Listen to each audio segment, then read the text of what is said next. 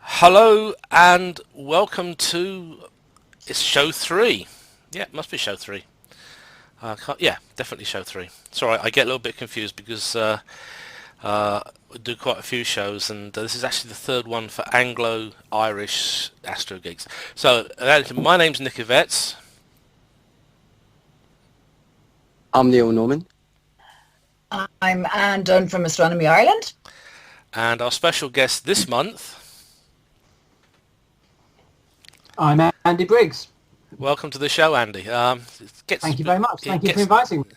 gets to be a bit fun. So and a little bit madcap sometimes. Now, actually, we started to have a conversation just before the show started. And I figured this, as long as Neil keeps it clean. Yeah. 'Cause basically, we were discussing a book that we actually most of us have in common. It fell to Earth in an RAF blazer and returned from Planet Moore, and this is returned from Patrick Moore.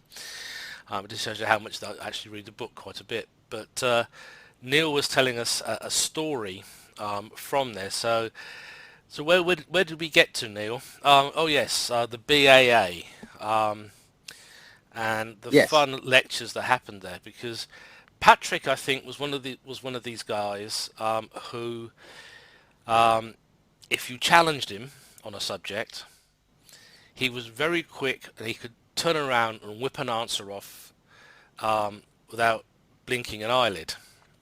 Um, I remember being there, and I think this was just still when Patrick was president. Yes, it was when he was president of the BAA. Shows you how long ago that was.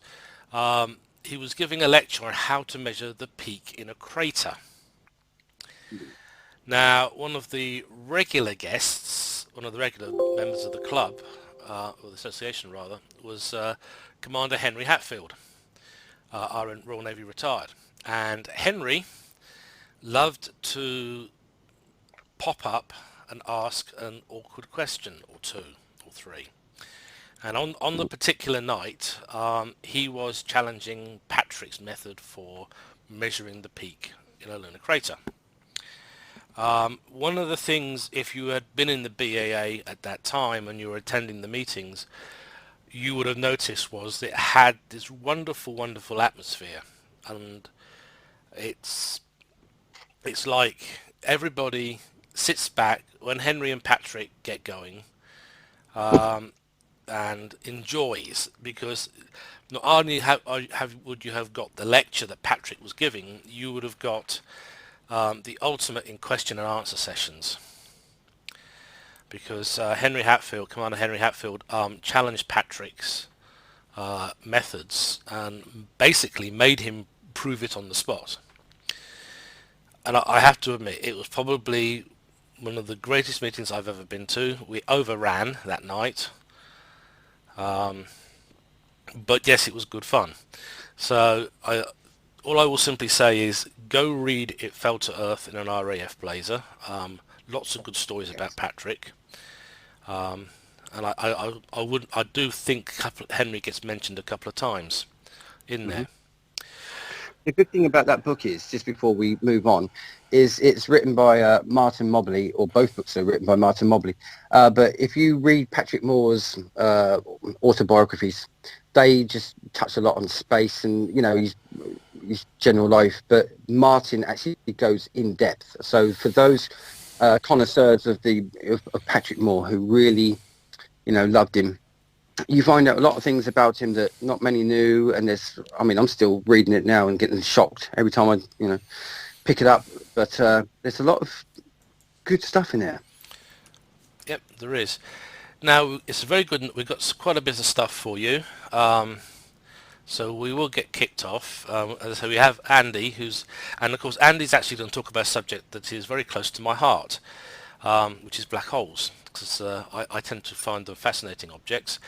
And of course, I totally blame Chris Lintott, because I have now probably spent 2 months trying to image the black hole in telescopium. Obviously, it's a remote job for me because I'm in the northern hemisphere, telescopium's in the southern hemisphere. But it's all Chris Lintott's fault. for talking about it. Andy, do you have any knowledge of this one? Not that particular one, no. But I do, these days I'm more of an armchair astronomer, mainly because I have a young daughter that takes up a lot of my time, and I don't get out with the telescope as much as I would like to. But I do, read a lot about black holes and gravitational waves and astrophysics in general. So that's where I am on it. I've got I've got a lovely lecture for you on how the black hole in M87 was imaged last year, which is a fascinating tale. So I just can't wait to get over to Ireland when we're allowed to travel again to deliver that for you. Look forward to that now. Yeah, I'd look forward to listening to that lecture myself, because I was following it at work. I was sneaking onto the internet. Oops, shouldn't have said that. But to follow the whole thing. Actually, I think I was in the States at the time, so yeah, it's okay. I'm safe. Yeah, I'm safe then. Yep. Welcome. I don't think people appreciate what an incredible technological feat it was to make that image, which is basically what my lecture's about, how it was actually done. And it could not have been done even 3 or 4 years previously, because it was literally cutting edge technology. And you have to remember that the Event Horizon Telescope was a 20-year project comprising some 260 individuals who all worked towards that one goal over 20 years of producing an image of a black hole. It was a remarkable achievement, and I think that image will be in the history books as long as there are history books.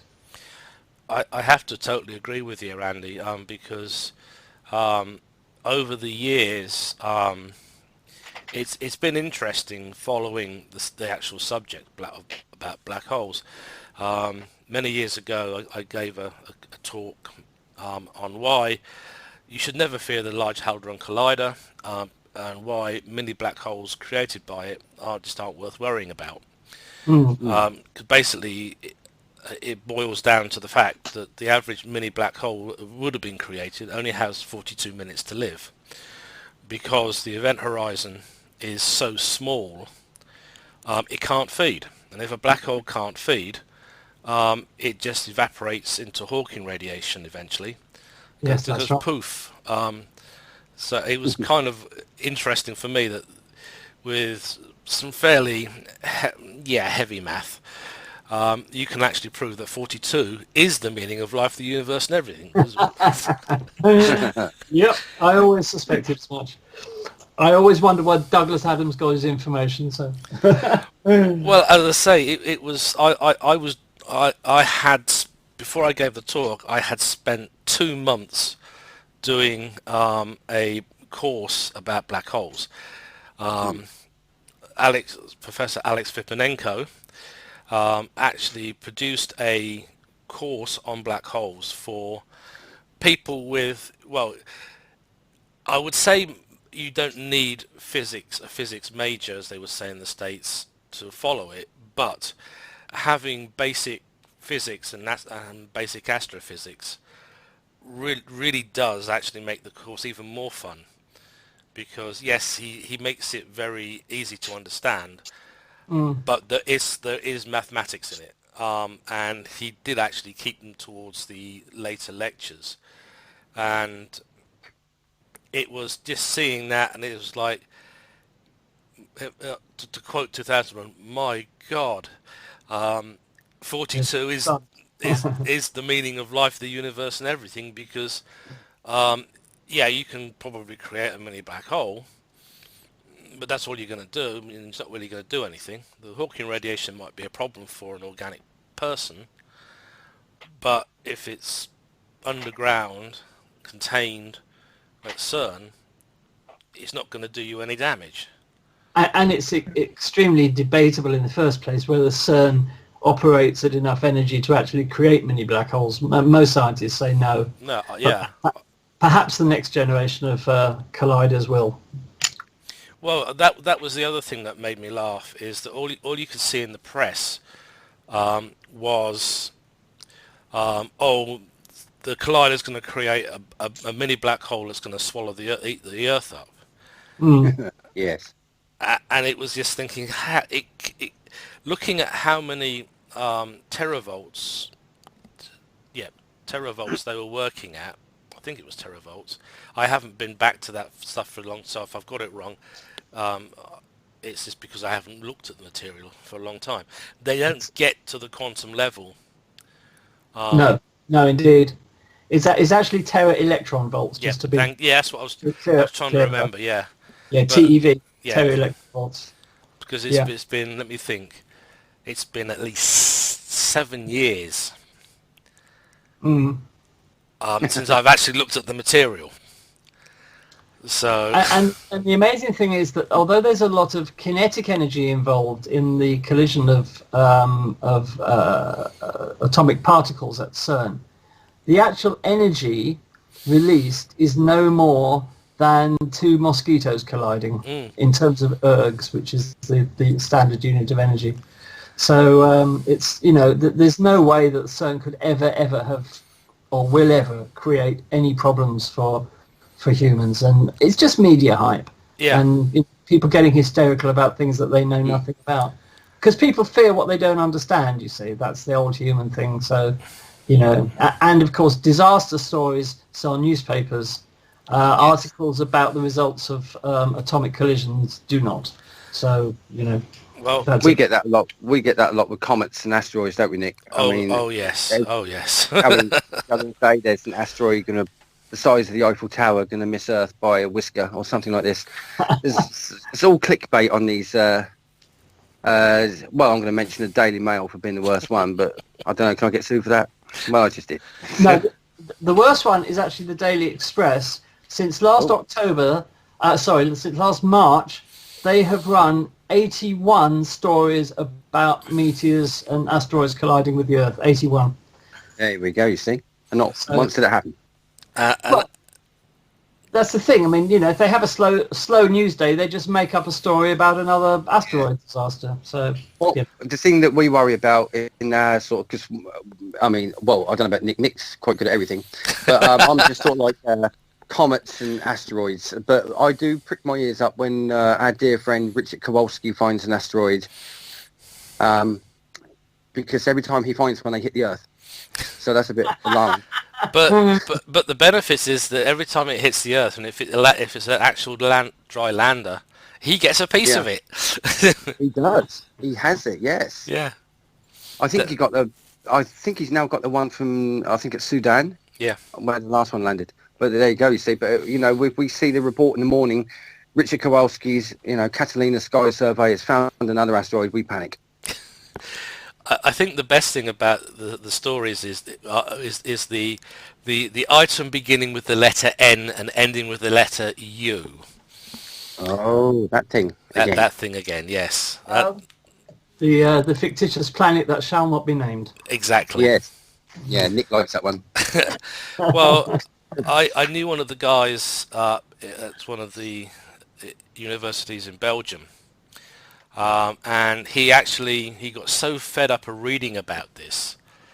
He's into N-body simulations. If you want to have someone set up a simulation of how anything in the solar system will act, this is the guy you go to. Dr. Stevens, I think it was his name. I met him on SLU. Anyway, it was that one of those periodical times when that certain mythical planet that shall not be named was back in the press, and he was getting really sick of it. Now, the interesting thing was he took the fictitious orbit of the mythical object, and he put it into an N-body simulation. Well, given the inclination to the ecliptic, thank you. It's been a long day, and I've had my head in books and stuff. In fact, I've had my head in language books, which is even worse. Yes. So anyway, he actually sat down. He gone through all the horror stories about this planet that was going to sneak up on the Earth and bash it, and that NASA was hiding it, and that all the astronomers in the world were part of the Conspiracy, conspiracy, and they all getting paid by NASA to keep their mouth shut. I've never known an I was. astronomer to keep their mouth shut. But so he sat down, he programmed this, and oh look, given the date, the time, and the inclination of the orbit to the plane of the solar system, boy, he doesn't even come anywhere near the Earth. Oh, It misses the Earth by about 48 hours. Well, there you are. There you are. Says it all. And the poor old boy published it on YouTube, and he got so viciously attacked cool. because he'd actually proven that it was impossible. All these videos were like, he made it very clear that this is the proof that it's impossible. And as he pointed out, if that's the case, there's always an astronomer somewhere in the world who wants to make a name for him or herself. And if there's something coming in and NASA won't talk about it, they will. And oh my gosh, we've now got social media. Can you keep that shut? No. No. It's as It's bad like the as... thing the other day, wasn't it, with Venus? I mean, we was all waiting for the sky at night, and then all of a sudden it was leaked on a Sunday, and people were saying, "Oh no." Yeah. It just creeps out. People, can't keep their mouth shut. If something's there, it's there, and we all know in this day and age very quickly. Well, yeah, But because... it does get ridiculous. There was a post on Facebook recently that had a lovely image of the Martian South Pole taken from Europe Express, I believe, and Yes. Mars Express. And some guy wrote on there, that's just a painted picture. It's not real. There's no Mars. There's no no polar cap, etc., as they do. And I just said, well, look, I can see Mars polar cap through my telescope. Yeah. So, what are you saying? He said, oh, you're obviously paid by NASA. Oh my word. So there's no way you will ever convince these people. I mean, No. if you think about the idiots who don't believe the moon landings happened, you could take them to the moon in a spaceship. You could put them down near, not on, obviously, one of the Apollo landing sites and say, look, and they would say, it's a fake. It was set up in advance. There's no way you will ever get through to these people. And much as it is tempting to get into an argument with them, I've just given up these days because these people are just dumb. They're just dumb, and there's no curing stupid, and it's a waste of effort. It's a complete waste of effort.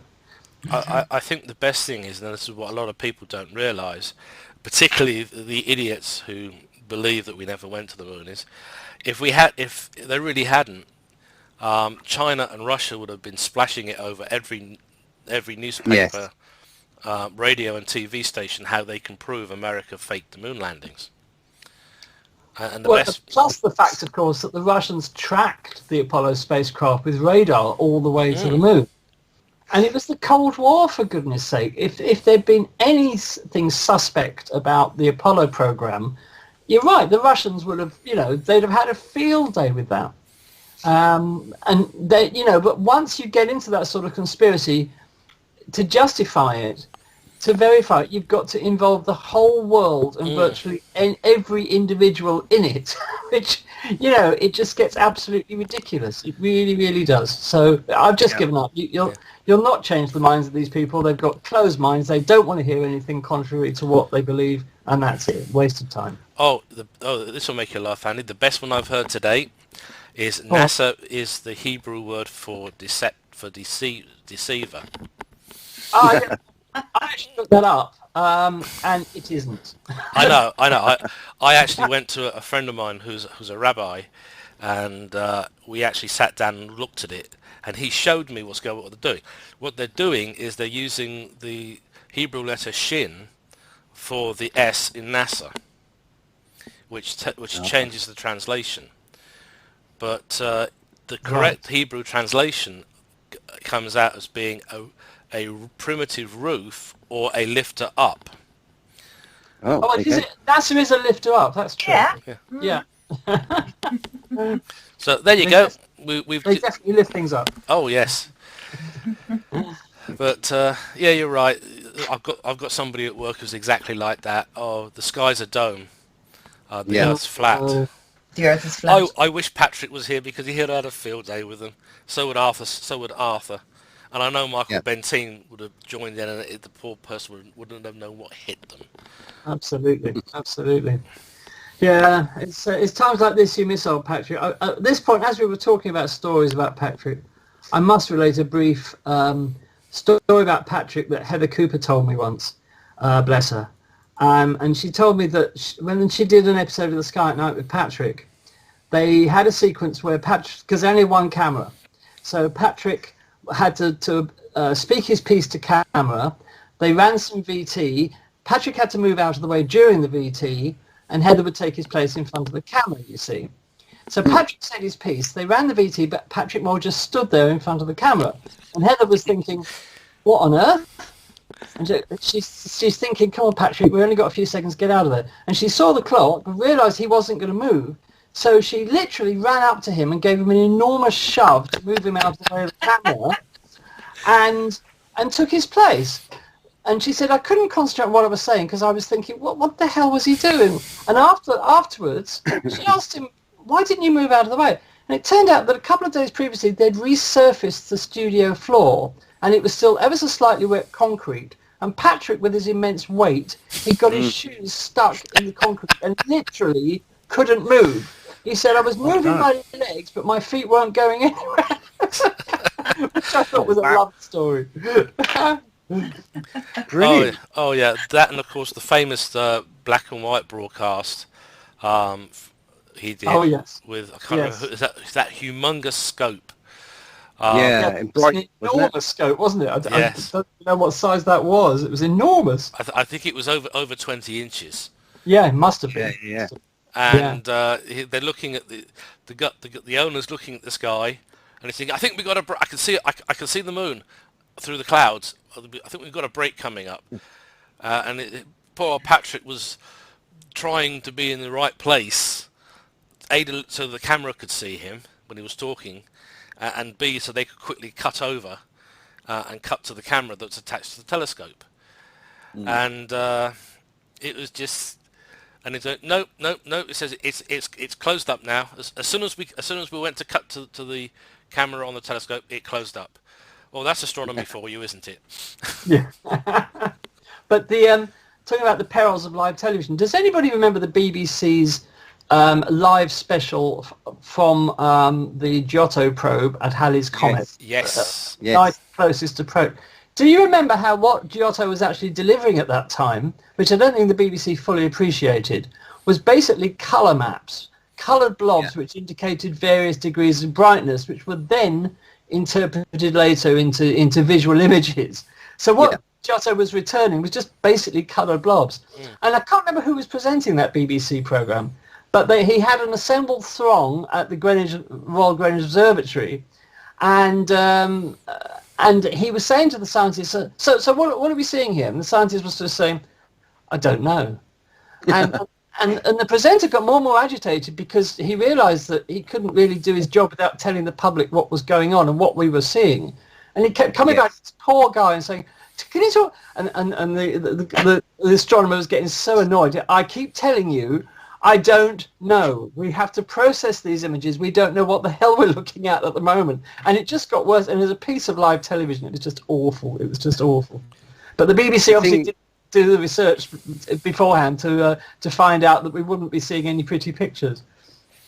I was reading Martin's book today, the Blazer book that we mentioned, and that story is in there. And Patrick Moore was very, very disgruntled because the Greenwich crew weren't even Comet scientists. I'm forgetting where it was. Was it Darmstadt? Darmstadt, yes, that's where Patrick was. Yeah. Patrick was there because he had Jan Oort and Fred Whipple, I think, on his team, renowned comet experts. And the Horizon crew in England were just, like as you say, they didn't even know what they were looking at. They were just assembled scientists who should have known but didn't. So Patrick was very, very annoyed that he wasn't given most of the show and it kept being handed back to the Horizon team who didn't know anything about it. Well, what got me was they should have at least had the other our friend Mr. Burke. James Burke. Yeah, because at least he knew what the heck to do in a Yes. situation like that. I've seen him improvise. I think he was doing one of the Apollo missions with Patrick and Arthur, and they were waiting on something, and he just improvised totally. About 5 minutes of chatter about the equipment, and he was nudging verbally Arthur and Patrick to get comments about what they thought the area of the moon would be like. And it was just totally like you almost thought it was scripted. Yeah. Yeah. Well, James Burke could turn on a dime. He was such a professional on television.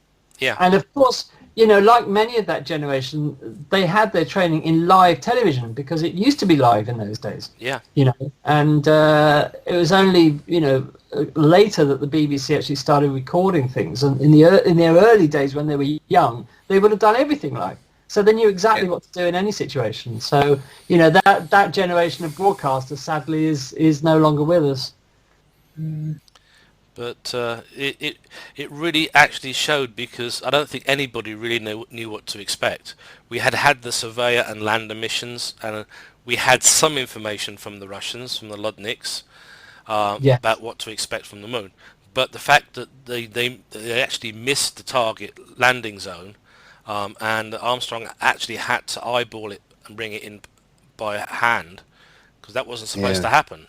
Nobody expected the radar to crash out on final descent, and it was a case of we take over now, and he was literally about to go to build what they call fuel bingo. If he'd have gone any further, he wouldn't have had any fuel to actually leave the moon. They'd have been stuck. But as I say, it was just one of those.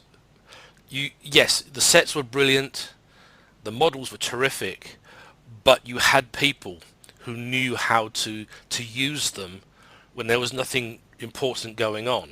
It didn't require a cut to main mission. And they could give you information even if they really didn't have any information. They could tell you so much. And by the way, when I said that generation of broadcasters is no longer with us, I didn't include James Burke in that, because James Burke is very much still with us. What I meant was that we don't see them on television anymore, which is... That's correct, yeah. It's really sad, because James is one of those guys who keeps going and going. He's like the Energizer Bunny. Sorry, James, but it's true, mate. He's got the James Burke knowledge web online. He actually made, when they actually went back for the 50th anniversary of Apollo, he was there to discuss it and talk about it, and actually tell us just how nerve-wracking it really is doing a live show, because you're waiting for something to happen. Nobody quite knows, and you're waiting for those to be cued that the pictures of the landing are about to be shared and go live. So you really, really had to know your stuff. You couldn't just be a good presenter. You had to know some of the science behind it.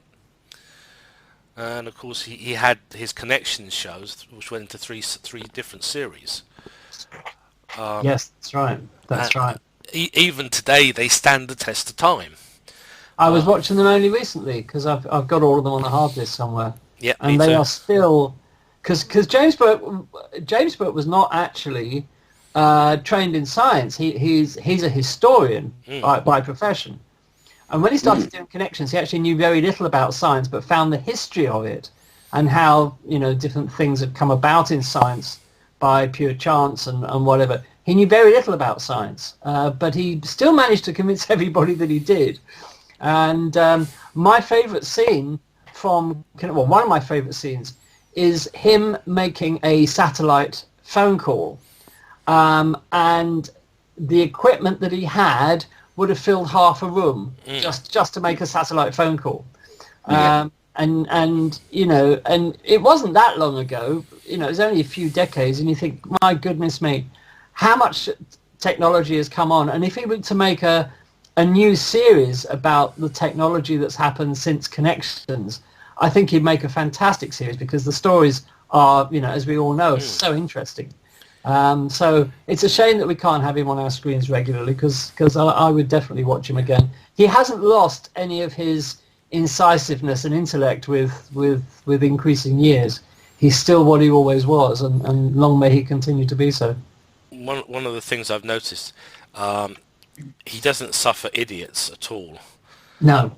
And he made that very, very clear in an interview. Because I thought that the presenter was trying to dumb it down because he didn't understand the answers he was getting. You ask somebody for an answer, and it's your problem if you don't understand the answer you get, because you've been told what you asked. And he was very good at that. He could tell you precisely something beyond a shred of a doubt, and no one would challenge it. You couldn't challenge it. Because he has an amazing memory for facts, and he can just bring them up in any situation, in any application, and he's quite he's unique, is James Burke. Oh yeah. And I don't see many following on behind him with that intellect and that incisiveness. I think people like we've got people like Chris Lintott and Maggie on the Sky at Night, and they're great, and they're doing a fantastic job. Chris Lintott with the Zooniverse as well, all that stuff that he's doing. But they are really few and far between in broadcasting these days. When you've come across one, because it just fills you with such enormous warmth to hear these people talk and to hear what they're telling you. But I think that era of expert personalities on TV is sadly waned and gone, I think. I think this is one of the things I like about listening to Professor Paul Abel, because he can talk with authority, and he's giving you a correctly thought out and reasoned answer. Indeed. Yes. Indeed. And I've noticed that on social media with him. He will answer a question, and he will give you the proper answer. But my thing is, it says, now, is the person who asked the question intelligent enough to understand the answer? No. 9 out of 10 times, no. But again, that's what I like about Pete Lawrence. Pete's very good. He explains his setup, how he's using it to image, and it cuts a lot of the witchcraft out of it. We all see Damien's pictures. We see all the pictures that are submitted to Greenwich every year for the competition. But Pete takes the time to explain things as quickly but as clearly as possible. Yeah.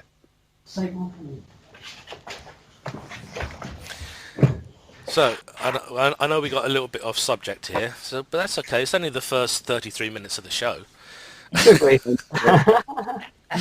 I better warn you, Andy. With the other show Neil and I do with Mary McIntyre, our Comet Watch, we actually hit a 3-hour show on one occasion.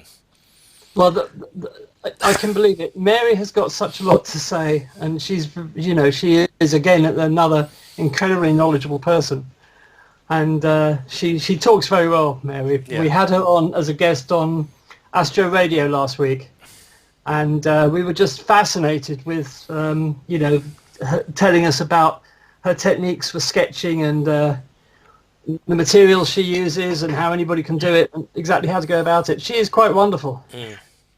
Of course, I did a comment on there, Astro Radio. Good old Pete.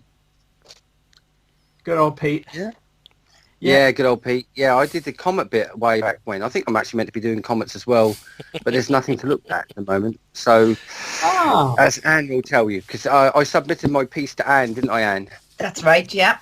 Yeah. Neil is our new, he's our new columnist. It's called Trailblazers, Comets and Asteroids. And this one's coming. It's not, there's only a couple of things that he had to mention, Yeah, there's nothing to grip the nation or the nations. Yeah. Well, at least 11 Parthenope isn't going to scare the newspapers. Oh, actually, Nick, I must admit, this is a bit of a spoiler. 29p Schwarzman-Wachmann is mentioned in the new piece coming up. Okay. Oh, okay, fine. Yeah, that's actually one of my favourite comments. Even though I hate saying it, I say it as a London postal address, 29p SW1. And I actually had somebody completely confused. Why are you giving me? Why are you saying 29p SW1? Where in SW1 is 29p? I then explained that actually it's 29p Wachmann 1. Can't do it. I know I can't do it. I don't care. I don't care. But I can at least pronounce 4 of our Japanese colleagues' name correctly. Neil. I can't. Yeah, well, I'll leave that bit to you tomorrow night. Good luck. Okay, let's get some more stuff done. We've had a bit of fun with Patrick. We've had a bit of fun with comets, misreporting of. Shall we mention the exciting news that was given out on the Monday the 14th of September? Officially given out on Monday the 14th of September about Venus. Oh yes, and that's another thing. People are getting het up. They're demanding it's got to be chemicals. It's all chemicals. Sorry, no life there, mate. It's all chemicals. Not enough energy for that much gas in the Venusian atmosphere. You've got to put so much energy in to reproduce it. It's not there. There's no energy there.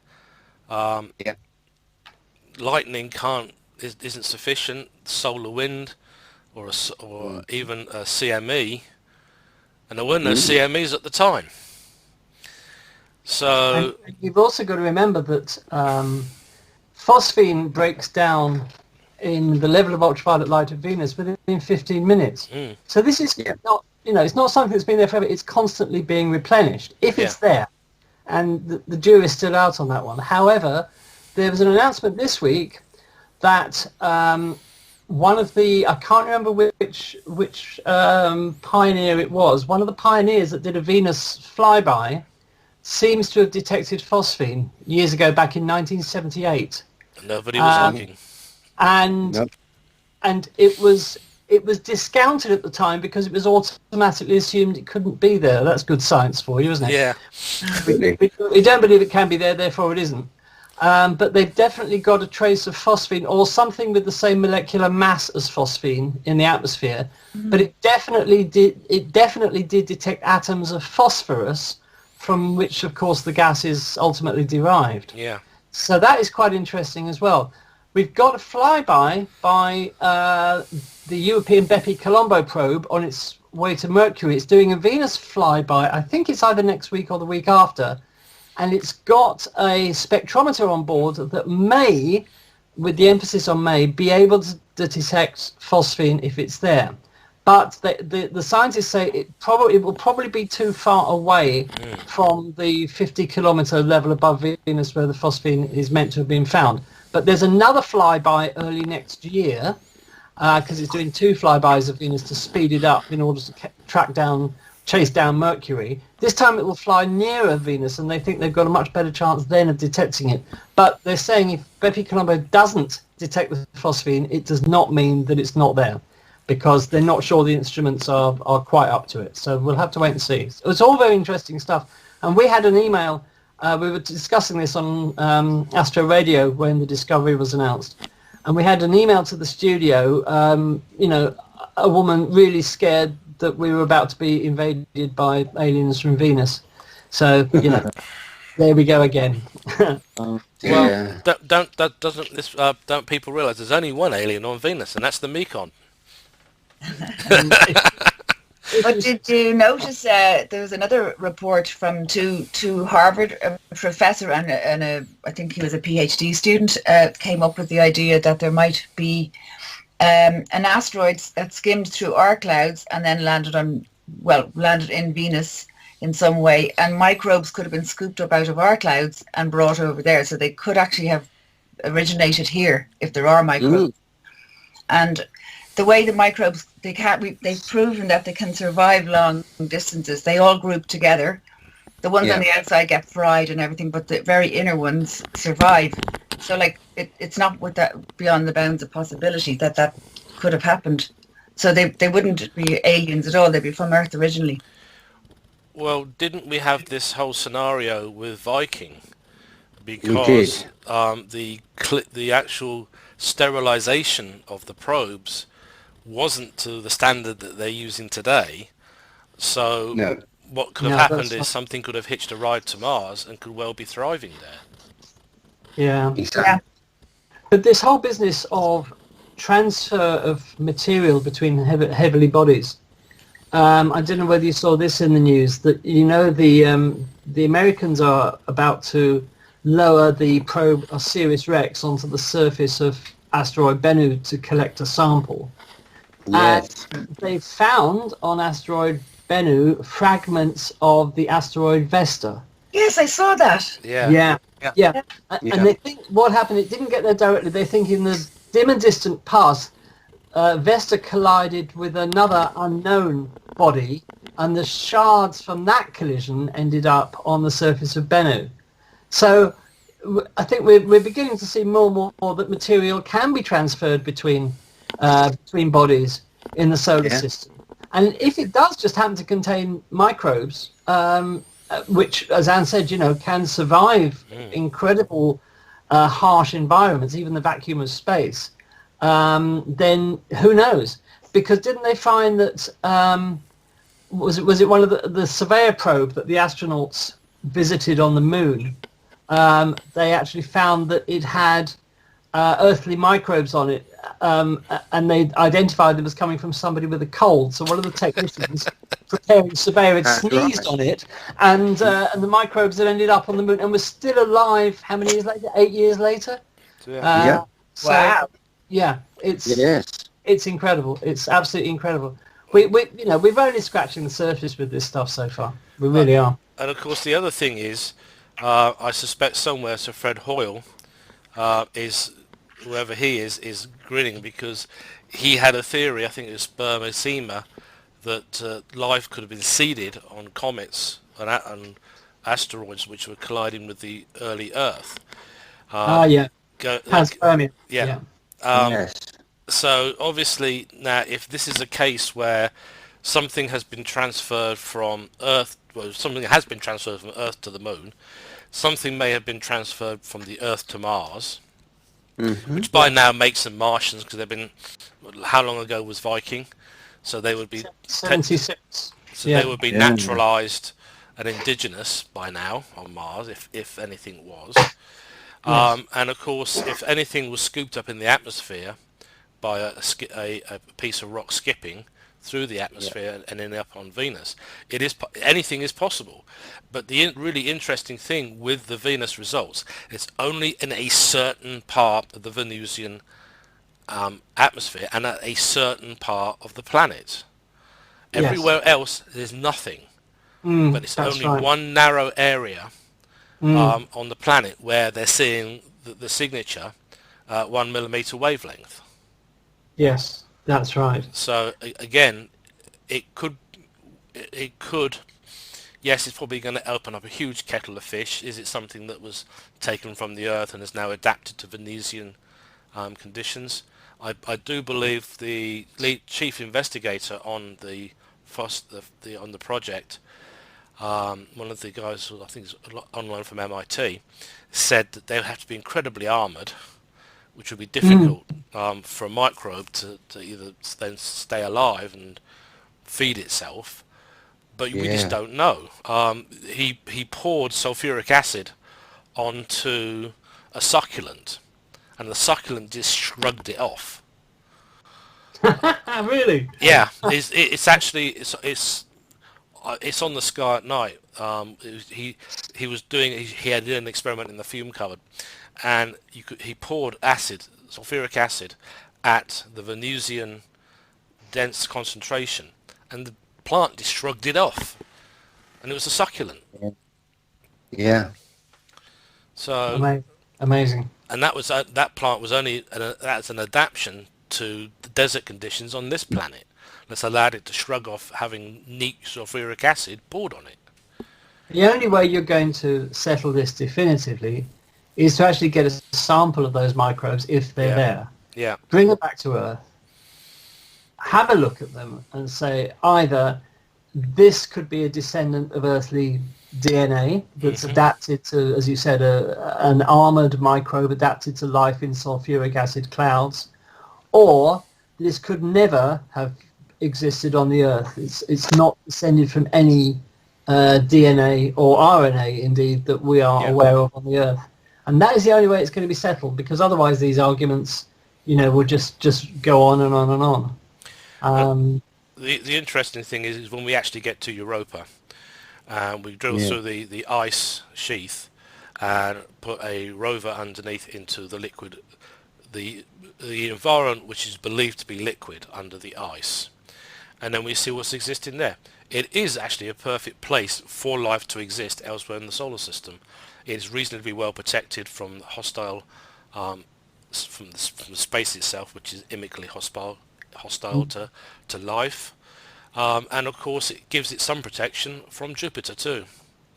We may not actually need down to drill through the ice though, because if you look at the ice masses that are floating on the surface, much like pack ice does on our planet, you can see in many places where water has welled up between the cracks, and that water is coming directly from the ocean. So I think the first place to sample would be that. Obviously it freezes as soon as it hits the surface, but it's coming up between cracks in the ice from that ocean, and that is the first place to look, because I think that this ice may be 20 kilometers thick in places. We don't really know until the Jupiter icy moon's orbiter gets there in launching in 2022, isn't it? So 6 or 7 years later, maybe.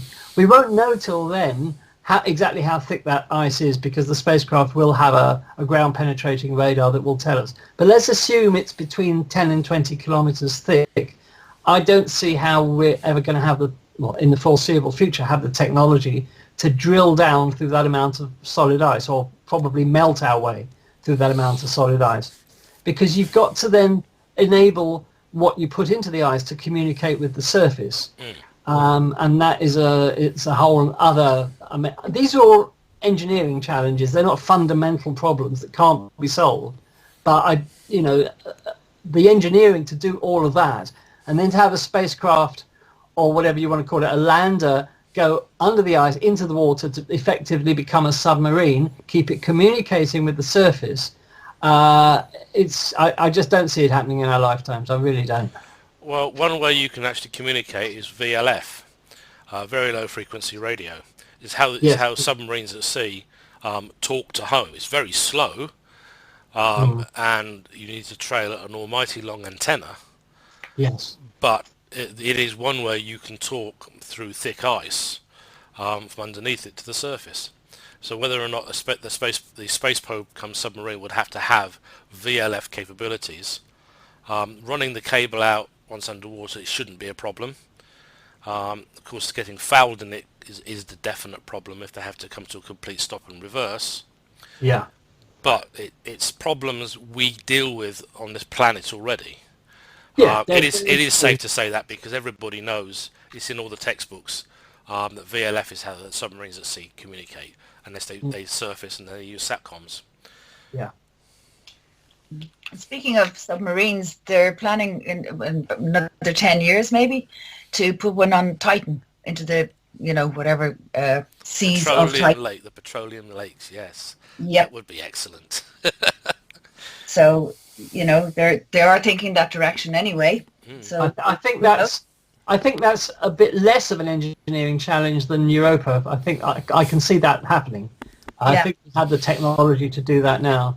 And there's open seas there, easier to land straight into or put a submarine down into. But before we get too excited, it was recently discovered. I've always had this lovely image of the hydrocarbon lakes and seas of Titan with waves lapping gently against the shorelines. And they recently discovered that the biggest wave on these lakes is only about 2 millimeters in height. Yeah, I know. So no surfing on Titan, I'm afraid, unless you're very, very tiny. So yeah, a bit of a disappointment. I'll tell you what, Andy, we'll send Ant-Man and the Wasp over. They can have it. They can go that small and surf there. Well, there you are. Good idea. Sorry, Yeah. my daughter is totally into the MCU. I enjoy it as escapist fiction, science fiction. Yeah. It's what it really is. It's science fiction. Yeah. Brought bang up to date. But yeah, I think if you're going to surf on the hydrocarbon lakes, you're going to have to be Ant-Man. It's the only way you're going to do it. Yeah, yeah. But also, don't forget, before the submarine, there's a helicopter going to Titan called Dragonfly, which will be the lander. It won't be a lander like the new Martian rover that's on its way to Mars at the moment, Perseverance, that will release a helicopter. The lander will be a helicopter. So it'll descend on a parachute and then ditch the parachute and then take off as a helicopter, which of course is a lot easier on Titan than it is on Mars because the atmosphere is a hell of a lot denser. So it doesn't need to have the massive rotor blades that are going to Mars. So that will be interesting, but I think we're going to have to wait till 2034 before that arrives there. So, you know, I'll be 40 by the time that happens. I'm just thinking I'm 50 something now. So I'll be about 80. Oh God, that's another 14 years. I'll be 75. Yeah. Yeah. So since we're talking about Mars, then the helicopter, there's one thing I think would be a really fun mission, and that would be to send a blimp down Valles Marineris. Oh, wouldn't we love to see that? Now that's a great idea. I know the BBC did it in Space Odyssey: Voyage to the Planets. Yes. But practically speaking, it is a very possible scenario. And I have to admit, the Pegasus, like the Discovery in 2001, is possibly a spacecraft we could build within the next 20 or 30 years. Yes, indeed. And of course, Musk is talking about doing the refueling of his great big spaceship to go to the outer planets by sending fuel ahead and parking it into an orbit. You come upside, it's going to be like really an air-to-air refueling, but in space. That's right. Right. He has a problem with Mars, though. The current design of the Starship, for those of you that may not know, the Starship is SpaceX's new multi-purpose, innovative, 100% reusable spacecraft that will hopefully take us to the Moon and beyond into the solar system, Mars, and then the outer planets. And it's currently undergoing prototyping at the construction site at Boca Chica in Texas. Now, serial number 8, prototype number 8, is this month going to make a flight to 15 kilometers and descend again. And I don't know whether you've seen it recently. It's now sitting on a launch pad with its fins attached, although the nose cone isn't on yet with its fins. But most of it's on the launch pad. It really does look like one of those silver science fiction rockets from the 50s because it's made of stainless steel, and it looks amazing. However, what I was going to say was this: it comes down back through the atmosphere belly first, like the space shuttle. It descends belly first, and of course, it's not going to glide to a landing like the space shuttle did. It's going to land vertically, and to do that, just about 300 meters above the ground, it suddenly swings its rear end downwards and fires its rockets for braking. And many people are saying that that's a bit of a suicidal maneuver because it happens so close to the ground that get it wrong and splat. Because the atmosphere on Mars is that much thicker, 100 times thinner than Earth's atmosphere, he can't do that atmosphere on Mars. There's not enough atmosphere to slow it down. So he's got to come up with another way of getting it to land on Mars. And as yet, I'm sure they've already got it planned and they know exactly what they're doing because they're SpaceX and they're gods that walk among us, basically, in terms of spaceflight. But it's very interesting how they will actually work that out, how to actually get the Starship into the atmosphere of Mars with those 7 minutes of terror and break it enough for landing. So interesting times ahead. Surely they would have to do it like they did in Dan Dare and Buck Rogers, come down engine first. Not enough. Not enough fuel. Not enough. That's fair No. enough. Yeah. Yeah. Unless you tank in orbit. Well, that's another possibility. Another suggestion is that he could have a refueling depot on Phobos. Yeah. Which would be a possibility. Listen, I believe Elon Musk is capable of anything because everything he said he would do up till now has happened. And the guy's a complete genius. And if he says something is possible, I believe him because he's never been proven wrong. So interesting times. In fact, when my daughter, my 21-year-old first saw the great big, the great big rocket, BFR. The big Falcon rocket. Yeah, let's keep it clean, folks. The first thing out of her mouth was, "It's the Anastasia." I guess even I'm a bit young to remember Dan Dare originally, but looking at what Musk is designing, or has designed, it is so reminiscent of Dan Dare and all that. It's like, you have to wonder if he has actually read it. Definitely. And isn't it amazing that those spacecraft, the design of those spacecraft, these sort of silver needles with fins, which look fantastic. I mean, I love the art from that period. It's just amazing. Isn't it amazing that they were laughed at once we got into the space age? Because who the hell needs fins in space? Who needs wings in space?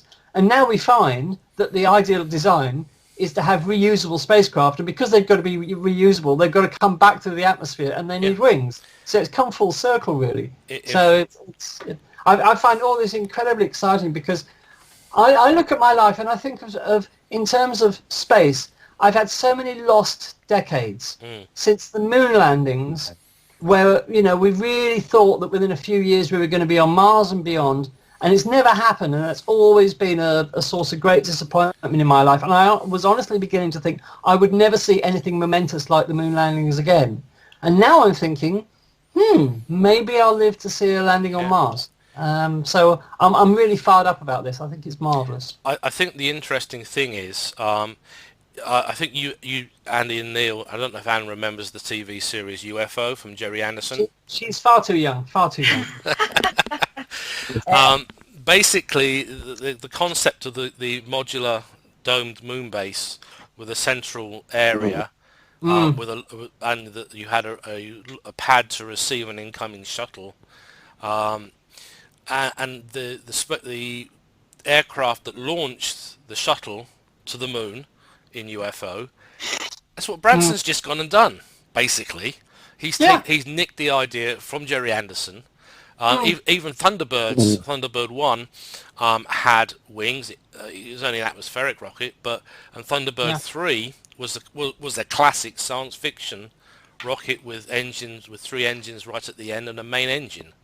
And that's what people seem to be building. And it's all reusable, it's all refurbable, quick turnaround. But it won't really mean anything until we have young ladies with purple hair on the moon. I think that's... Oh, yes. Yes. The wigs. That's when I finally believe we're getting somewhere. Yeah. No, they were fantastic. Interesting fact about UFO. Ed Bishop, who played Commander Straker, and Michael Billington, who played Colonel Paul Foster, who incidentally was in line to be the next James Bond at one point. Interesting and sad fact, they died within 2 weeks of each other. Which was very sad. I actually... Go on. I'll say I have actually met Ed Bishop at a convention for UFO fans. It was the very first Euphoria one that Fanderson did, and I got to meet him. And what was he like?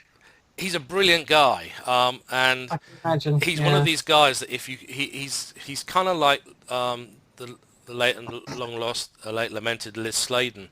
If you know them from something else other than what they're there for, they will chatter with you for ages. I remember him being the lead character for about the first half of the Mad Death, Ed Siegler, who got bitten by a rabid fox and then died from rabies in the UK. he was also the voice, one of the voices in both Thunderbirds, and he was in Captain Scarlet. That's right. And he was also in. He was in. I think it was Doctor No. He was in as well. He was a NASA ground controller. That's right. In that, yes. I bumped into Nicholas Courtney, who played the Brigadier in Doctor Who at Stansted Airport a few years ago. And you're right what you say. If you mention something else that they're in, they love it.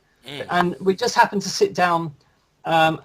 Three of us we were flying out to Spain here, and there was no other room, and he sat down next to us. There was no other spare table, so he sat down next to us, and I thought, shall I say something? Shall I say something? No, leave him alone. He probably won't like that. I thought, no, shall I say something?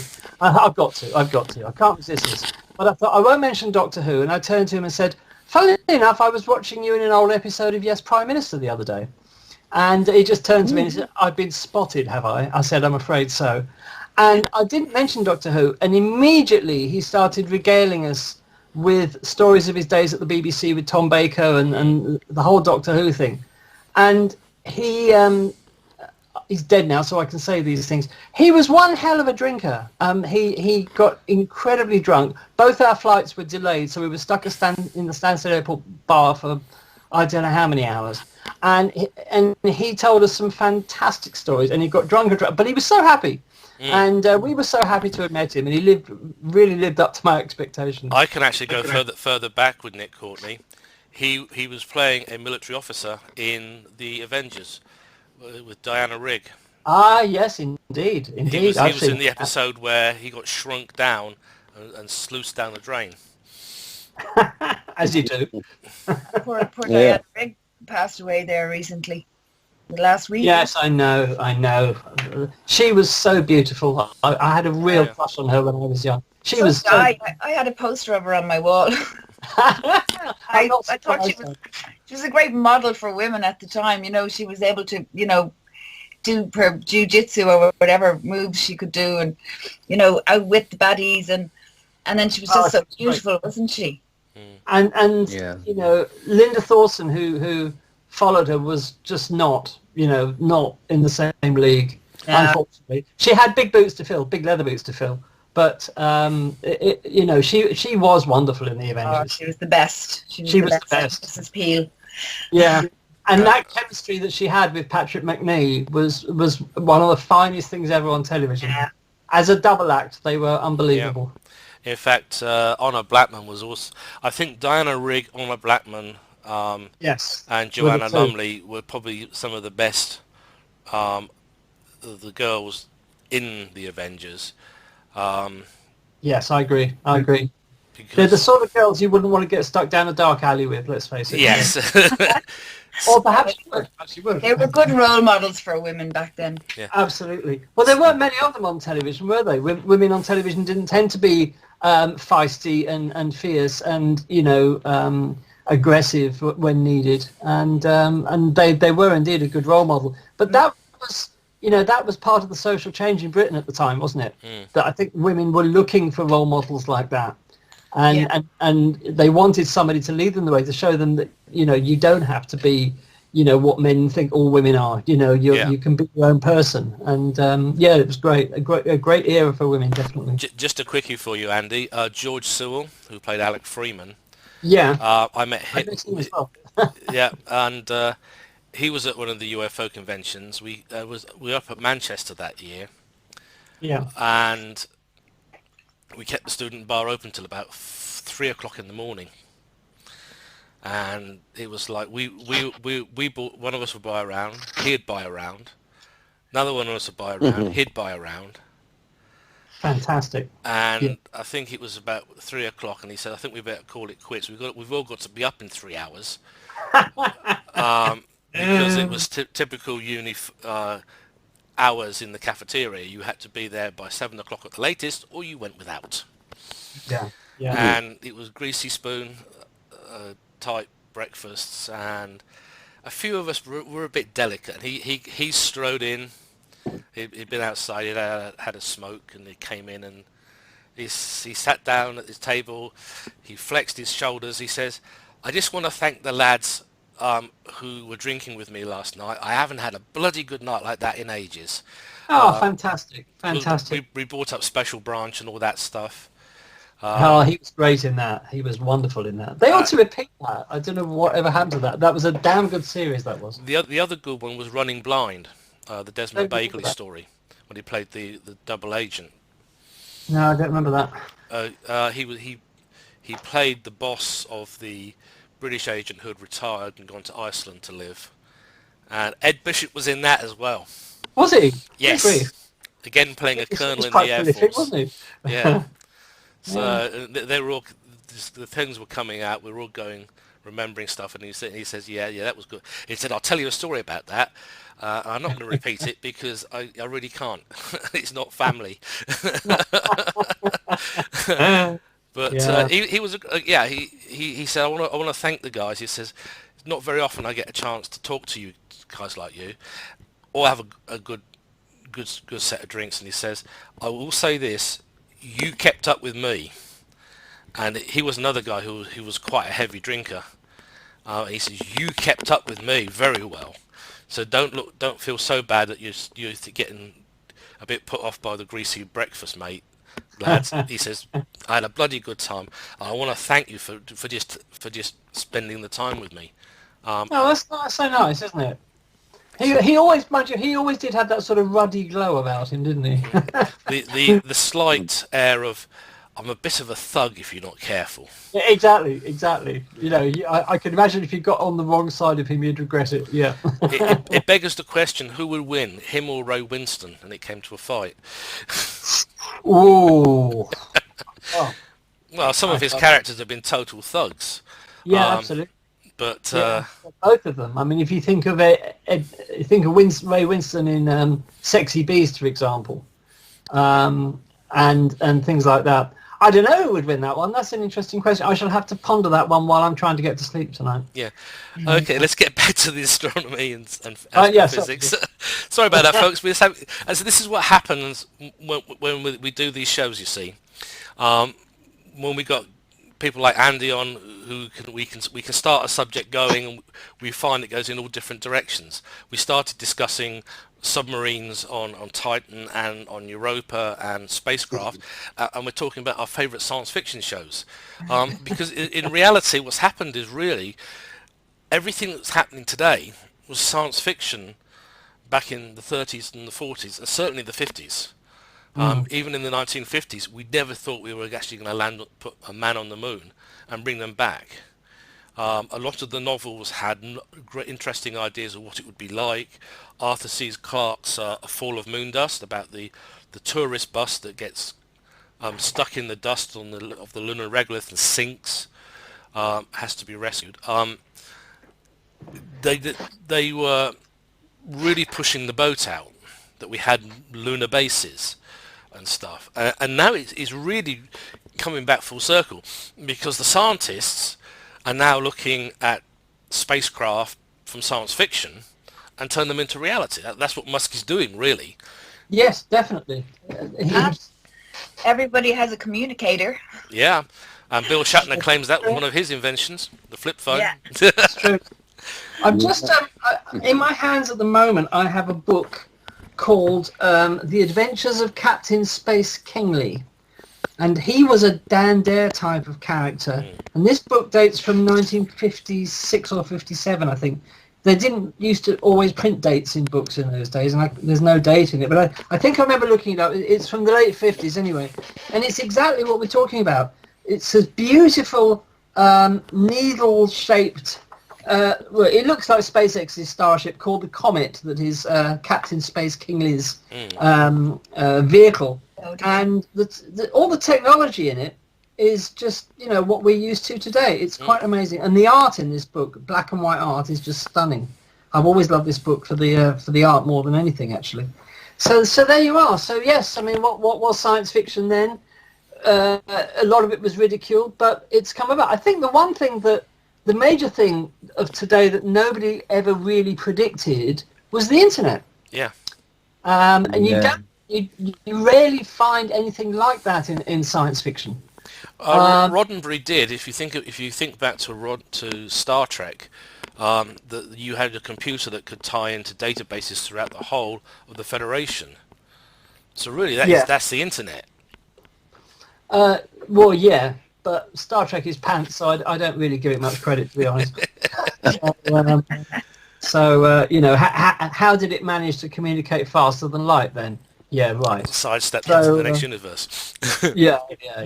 But yeah, I mean, I get your point. But it wasn't very often that you saw anything like the internet described. There's an American scientist called Eric Drexler who wrote a famous book about the coming era of nanotechnology. And this was written in about 1989, I think, 1990, if I remember rightly. And he talks about something that is very much like the internet, although he had no inkling that there was going to be the internet. And he was talking about how it might work. And he said we'd have to make sure that everything on this network that anybody could access was 100% factually accurate. And to do that, we'd have to have a room of people sorting through the data to make sure it's true. And I think you'd probably need a whole continent of people sorting the data on the internet with the quantity that is out there now. Well, I think saying that, Andy, Wikipedia learnt a very harsh lesson in the early days, because anybody could have an account and edit it. I know that yes, indeed. One person edited the page on nebulas, planetary nebulas, to be what happens when the Type 40 TT capsule goes through a cloud of molecular gas in space. Right, great. And that was actually up for about 2 days before somebody else cottoned on and figured out how to revert it back to the proper description of what a planetary nebula is and what caused it. But for quite a while, there were people actually pulling up this page and seeing that nebulas happen when a TARDIS goes through a cloud of molecular gas. It excites it and it glows. I don't know. It just shows you how easy it is to I know why it was done. I know who did it, and the point being made is you can't always depend on what you're seeing on the internet. You have to be very careful about facts and checking them elsewhere. But nobody does, you see. This is the whole problem with it. That children are not learning critical thinking at school. They do not know how to evaluate the authenticity of information. It's not something that comes naturally to everybody. You know, I mean, I never received any grounding in it. My main influence was my father. And he always said to me, when you look at a claim like that, he said, you have to ask three things. You have to ask who said it, who did they say it to, and what was their motivation in saying it. And he said, you have to examine everything in the light of the fact that people have motivations. And his big example was people who report UFOs. He said, and if you take out the ones that have made a genuine mistake because it's Venus or whatever, he said, all the rest of them are just publicity seekers. And he said, and you have to examine what they say and examine it very closely because it will tell you a lot about them. So, but children, they're just not learning this stuff. I think schools have a difficult enough time teaching them the basics of reading and writing, never mind anything else. You know, so I think it's a big problem. It's a big problem in our society that nobody or few people seem to be able to evaluate information critically and say, on one hand it's this, but on the other hand it's that. You know, so there we are. It's like a lot of the photographs were actually proven in the end to be hubcaps that have been chucked into the air. The photograph had been taken, then the background image had been manipulated, sometimes very clumsily, with scissors and stuff, and if you looked really, really hard, you could see there was actually an outline where someone had cut it out and stuck it on the starscape. Well, somebody once gave me a copy of George Adamski's famous book, Flying Saucers Have Landed, which was a huge seller in its day. George Adamski, according himself, Professor George Adamski, he actually ran a hot dog stall outside the Palomar Observatory. That's the nearest he got to being a professor. But he wrote this book called Flying Saucers Have Landed in the is it late 50s, early 60s? Can't remember.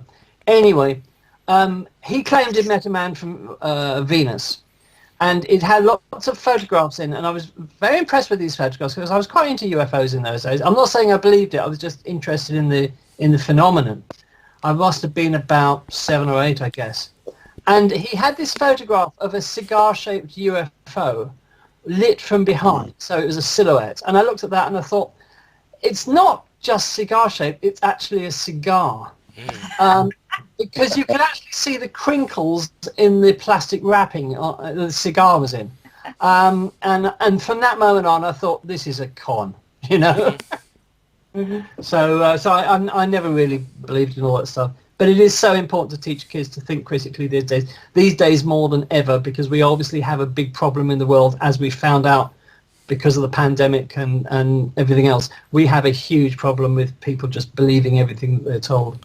Oh yeah, drink bleach and you'll be fine. It will kill you. It'll kill you. Okay, you'll be dead. Do you think they've been giving that to him in hospital? You know, I mean, I don't know. I think he's been taking it at home. That wouldn't surprise me. He believes in it. He's definitely on something, that's for sure. So there we are. But the latest thing is he's probably coming out of hospital tomorrow. I'll believe that when I see it. Mm-hmm. So there we are. But one of the things that always got me was let's go back to Oumuamua. Right. And that was a cigar-shaped object. Yeah. Yeah. And the first thing I was reading stuff that had, to be honest, had been literally lifted out of Ringworld, out of Larry Niven's Ringworld, about it being an ark in space or a space probe. Well, technically, that's what the Ringworld was. It was both, in reality. According, if you read Ringworld Engineers, you got to find out a little bit more about why it was sent out. And of course, another thing which leapt into my mind was Rendezvous with Rama, Arthur C. Clarke. And I was very, very wicked, because I suppose this time you're going to tell me it's actually Arthur C. Clarke's Rama come to visit us for real. And somebody actually ran with that for a few days, and I think they suddenly realised that I was being sarcastic at that particular point. But it was just getting so silly. We're being scanned by aliens on this thing as it goes through our solar system. But to be honest with you, I don't think we'll ever know exactly what it was. No. It's been and gone.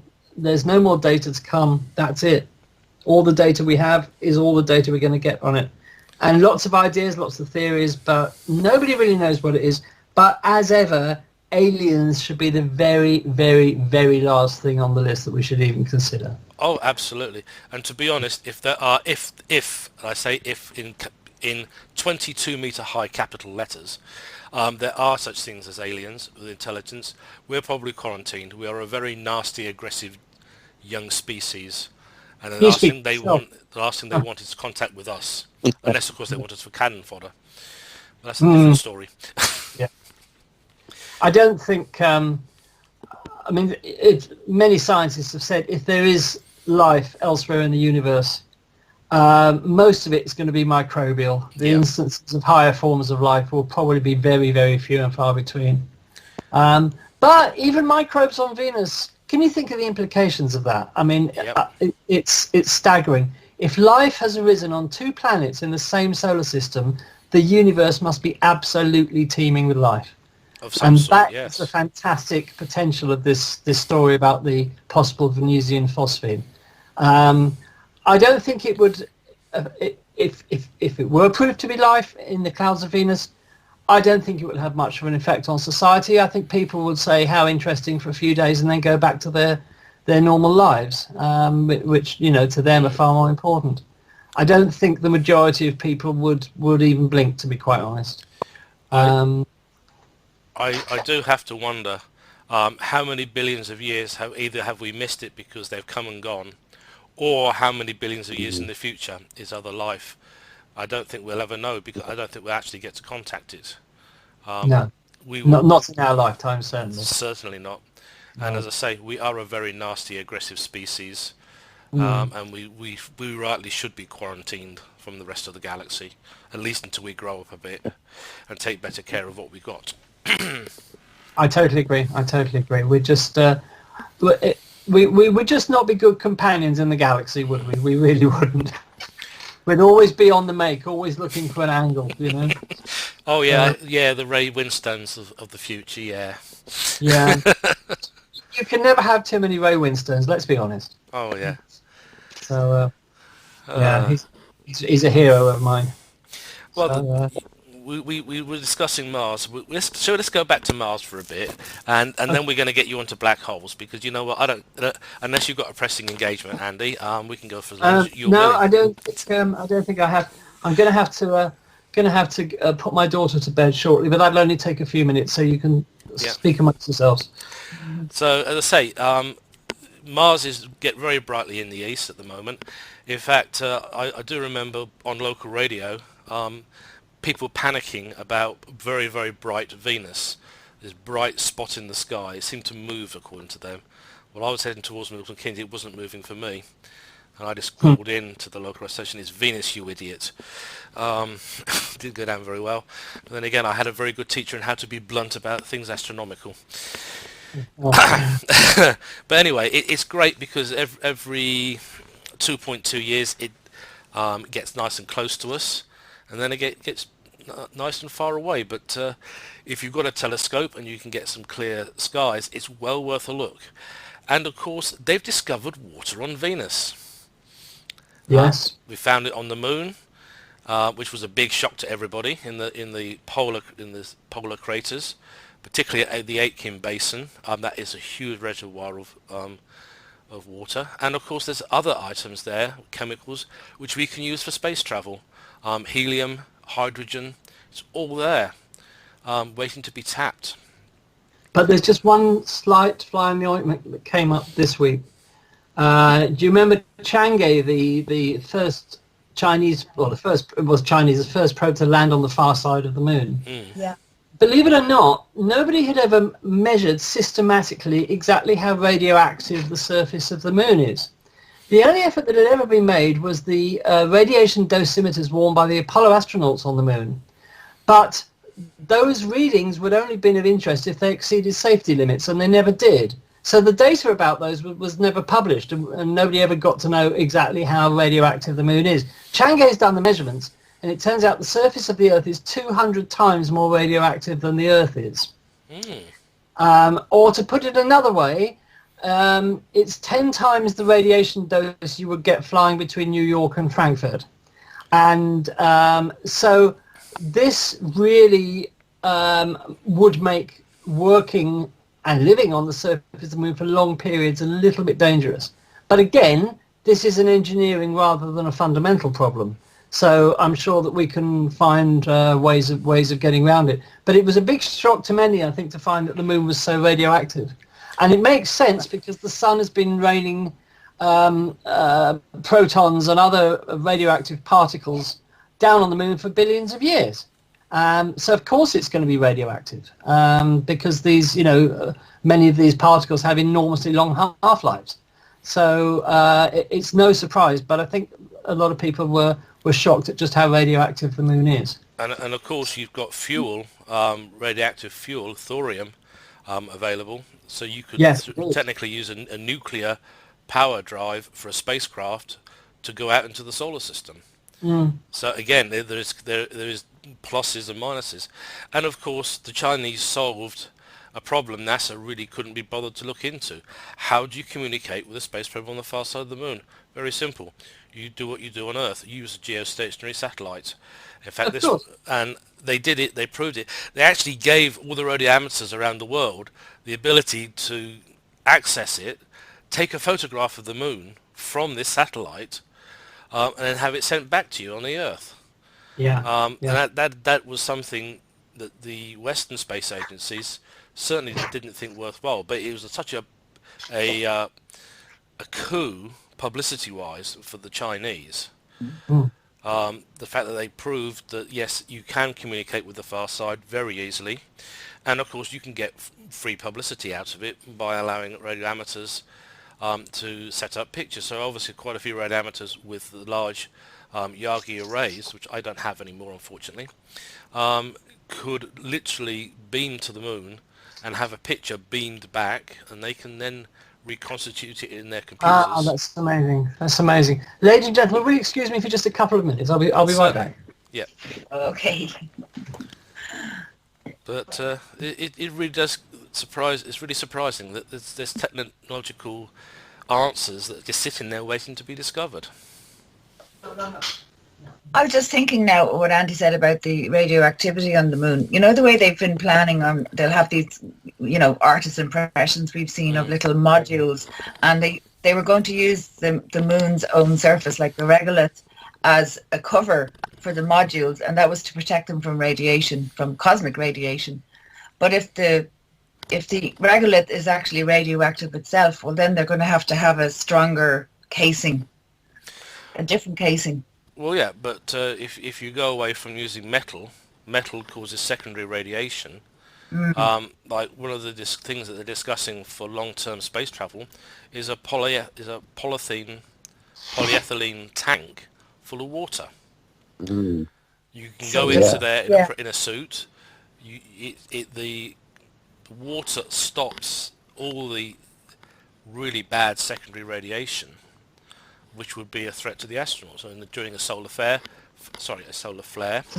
you would simply go into this tank, suited up, and you would be fairly safe. And you would be floating and just waiting for the all clear. And when you come out, check the radiation levels in the spacecraft, and then off you go again. Oh, right. That actually makes sense. Yeah. So it could be, you could be underwater. There could be some kind of a water type roof over you. Or you can move into the lava tubes and go underground. Because with the actual lunar rock, not the regolith, the actual rock, to protect you from the radiation from not just the regolith, but during solar flares. I believe they were discussing a similar thing for Mars, looking for lava tubes which could be converted into dwellings or safety chambers during a radiation event. I'm back. I was just going to say, some of those lava tubes on Mars are big enough to accommodate whole cities. Yeah. They're absolutely enormous. And it is the obvious place to build a base. I don't know whether you've seen the National Geographic series, Mars. And if you haven't, you should watch it because it's brilliant. And in that's what the first humans on Mars do. They build a base underground. And it seems the obvious thing to do because it protects against all that harmful radiation. You don't have, obviously, the problems with the dust storms on the surface. Yeah. So you've got no problems with the dust storms. It's the ideal place. So in fact, as I remember, in 2001, it's amazing how we always get back to that film. Calvius Base was largely underground. Yes, it was. So, yeah, definitely. Interesting thing they found out recently, though, about the Martian dust storms. Now, if you've seen the film The Martian, you'll know at the beginning that there's a thing not far removed from a hurricane, which, of course, was a bit of an artistic license because the air pressure on Mars is so low that the strongest winds on Mars would be a mild breeze on the Earth. So that would never happen. But what they found out recently, there's another danger from the dust storms, and that is static electricity. Yeah. And they did some tests in the Arizona desert. And they put a guy in a spacesuit inside what was basically a big fan, would suck up a vortex of dust around him to simulate a Martian dust storm, and it created so much static electricity that it shorted all the electronics of his spacesuit out, and he was carrying a static charge of about 50,000 volts or something. So that would be a danger on Mars, apparently. Not so much the pressure of the wind, which there isn't any. It would simply be static electricity from all those dust particles rubbing together. In fact, the Voyage to the Planets picked up on that on the Martian segment again. One of the astronauts is on the surface. he's standing there. Everybody told him to get back and get under cover because of the Zephyr, the dust devil, and he just stood there, and you were looking out of his helmet visor, and it goes dark red, and then you cut back to the lander, Ares, good name for it. And then the Zephyr moves off in a slightly different direction. There he's standing, a bit more covered in dust than before, but he's perfectly fine, and he's just saying, "Wow, that was just something." They were expecting him to be blown away. Whether or not it will be different down in the Valles Marinaris, because it's a canyon, and that could possibly push the wind speeds up a bit. Again, this is conjecture. Well, you're absolutely right, because I remember reading a study of this, and at sunset along that massive canyon, and let's not forget it's the width of North America, this canyon, and 3 times as deep as the Grand Canyon in places. At sunset, the temperature differentials cause wind speeds of, I think, well over 100 miles an hour. Although, of course, they haven't got the pressure behind them that Earth winds have. The winds do pick up to quite spectacular speeds in that canyon. So you're right. It's kind of interesting how they got so much right, given how little we actually really know about Mars. For a docudrama, this is what it is really. It's a documentary stroke drama about a voyage around the solar system that's supposed to have taken about 6 to 12 years. And all the radiation storms, the losing a member of the crew, damage. The Venus segment was particularly good, I thought. Yeah, it was. It did give you a real sense of what it might be like to be on the surface of Venus. It was very well done. The BBC should repeat that. It was a really, really good, as you say, docu-drama. It was wonderful. Yeah. They should do an updated version of it. Give us, because it was a few years ago now. Do an update on it. So that'd be good. As I say, I saw the ship, the Pegasus, in a drama from across the pond that was completely way out. As they are. Yeah. Often. But as I say, we could technically in the next 10, 20 years build the Pegasus or build the USS Discovery. It's got my favourite call sign, which I would really love to find out which country's got it so I can apply for it. X-ray Delta 1. So, and as I say, Kubrick really did nail it by having Calvius base underground. Mind you, he was working with Arthur C. Clarke, and I suppose Arthur was probably being very careful to make sure that they at least kept to the story as best as they could. And Kubrick didn't take too many liberties, unlike a certain movie director who got very hard smack wrists from Neil deGrasse Tyson for his stars. I'm sure no one remembers that movie. Which movie was that? Titanic. Oh yes. Cameron got the actual constellations and everything completely messed up, and Neil deGrasse Tyson took him to court over it very nicely, but it still gave him quite a heavy smack wrist. But another good scientist. It's really strange. He's very good. He took over Cosmos long after Carl died, and he did actually I didn't quite like the animation sequences on it, but that's just me. We can do period drama very well, so it would have probably been even better to have it as real actors speaking what was supposed to have been the words of the protagonists, people like Galileo and stuff. Yes, indeed. Talking of Arthur C. Clarke, I now have in my hand a book written by Arthur C. Clarke called The Young Traveller in Space. Dated, this one has got a date, it's 1954. And you say about the accuracy in 2001. This book is full of stuff like that, about the possibilities of how space travel might actually work. And don't forget, this was written before Sputnik, so this was total conjecture on his part.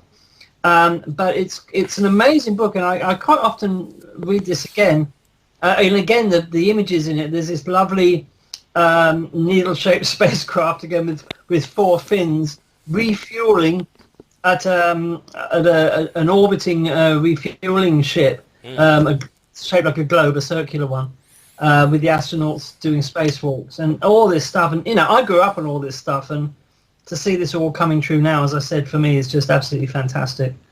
And of course, Arthur wrote a scientific paper about communication satellites, something nobody had thought of, which is why the belt on the sky they're in is now called the Clark Belt, because his paper, it was a proper scientific paper. People forget that he was actually a scientist. Yes, absolutely. He worked on radar, didn't he, during the war? Yeah. And when he published that paper, not many people took it seriously. It was too fantastical that that could ever happen. But he was basically saying, look, we can have communications, we can have geosynchronous satellites, and this is exactly how it'll work. And even when he laid out all the maths behind it, scientists were just not convinced. They thought that there was a trick, that he'd pulled a fast one somehow, and he was fooling people. And it did take a while for that view to be accepted, and of course we know what happened.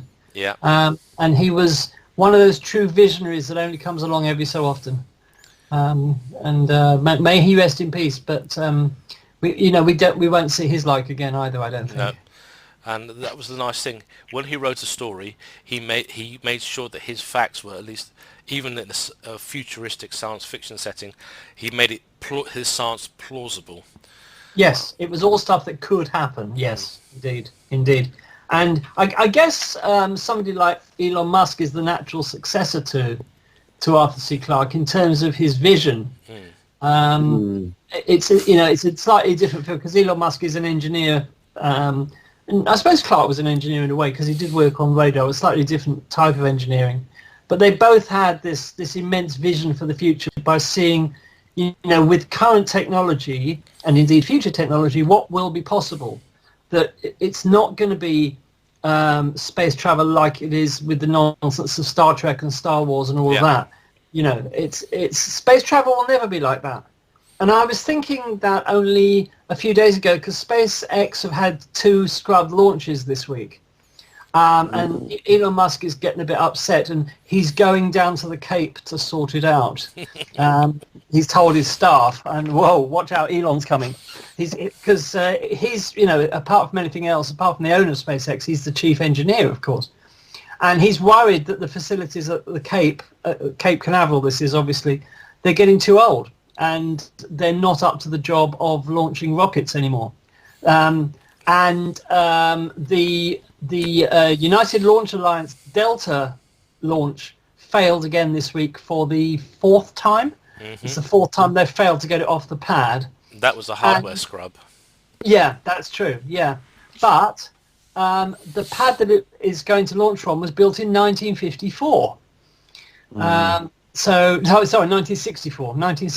So all of these facilities at Cape Canaveral are getting really old now, and of course there's no money coming from the government to replace them.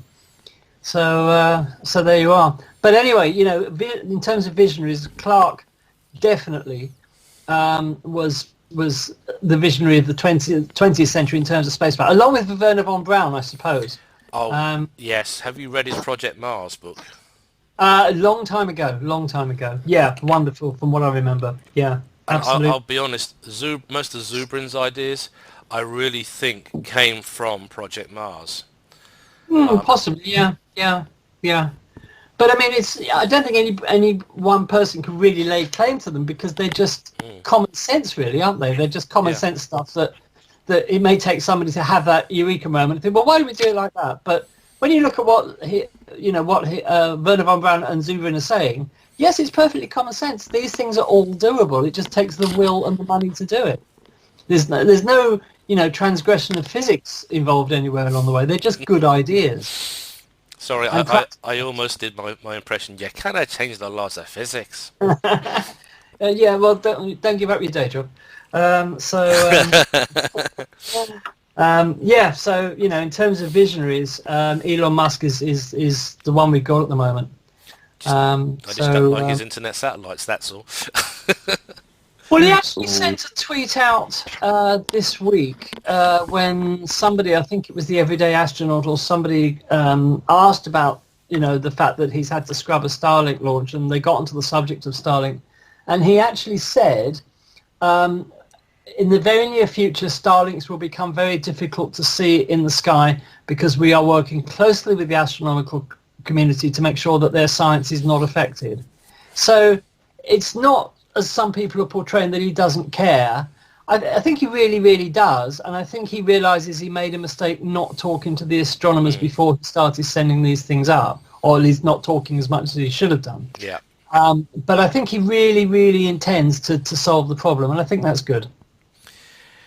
Okay, now we'll go in. What I'm going to suggest we do is we'll go into black holes and gravitational waves for a bit, and then we'll do what we normally do, which is talk about the events coming in the night sky. So we'll talk about your subject, your favourite subject, and we'll get going on that one because, as I say, it's one I particularly enjoy because black holes are fascinating things. Everybody thought they were smooth for a long time. Now we've got hairy black holes. Then they were non-rotating, and now they're rotating. And then now they're saying that you can have all flavours of black hole, because it all depends. That's all down to the physics. It is all down to the physics, and that is the problem. Because the big problem with black holes is that to fully understand them, I don't think we'll ever fully understand them, but to get at least a reasonable handle on what makes them tick, as it were, we need a quantum theory of gravity. Now, for listeners who don't know what that is, let me just explain it fairly briefly. You see, there are two sets of rules that seem to govern the universe. One of them affects objects that are very, very big, like people, stars, galaxies, planets.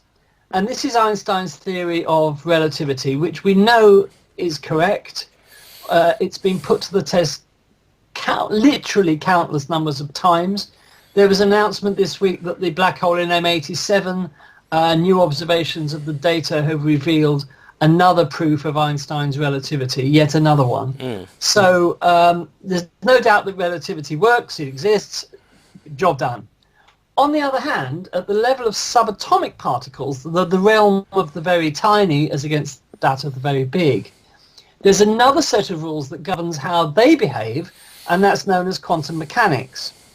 Now, when you try and, if you like, build a continuum, a scale, between the world of the very small and the world of the very big, you'd expect it to be a smooth transition, and the same laws would apply equally to the very small as to the very big.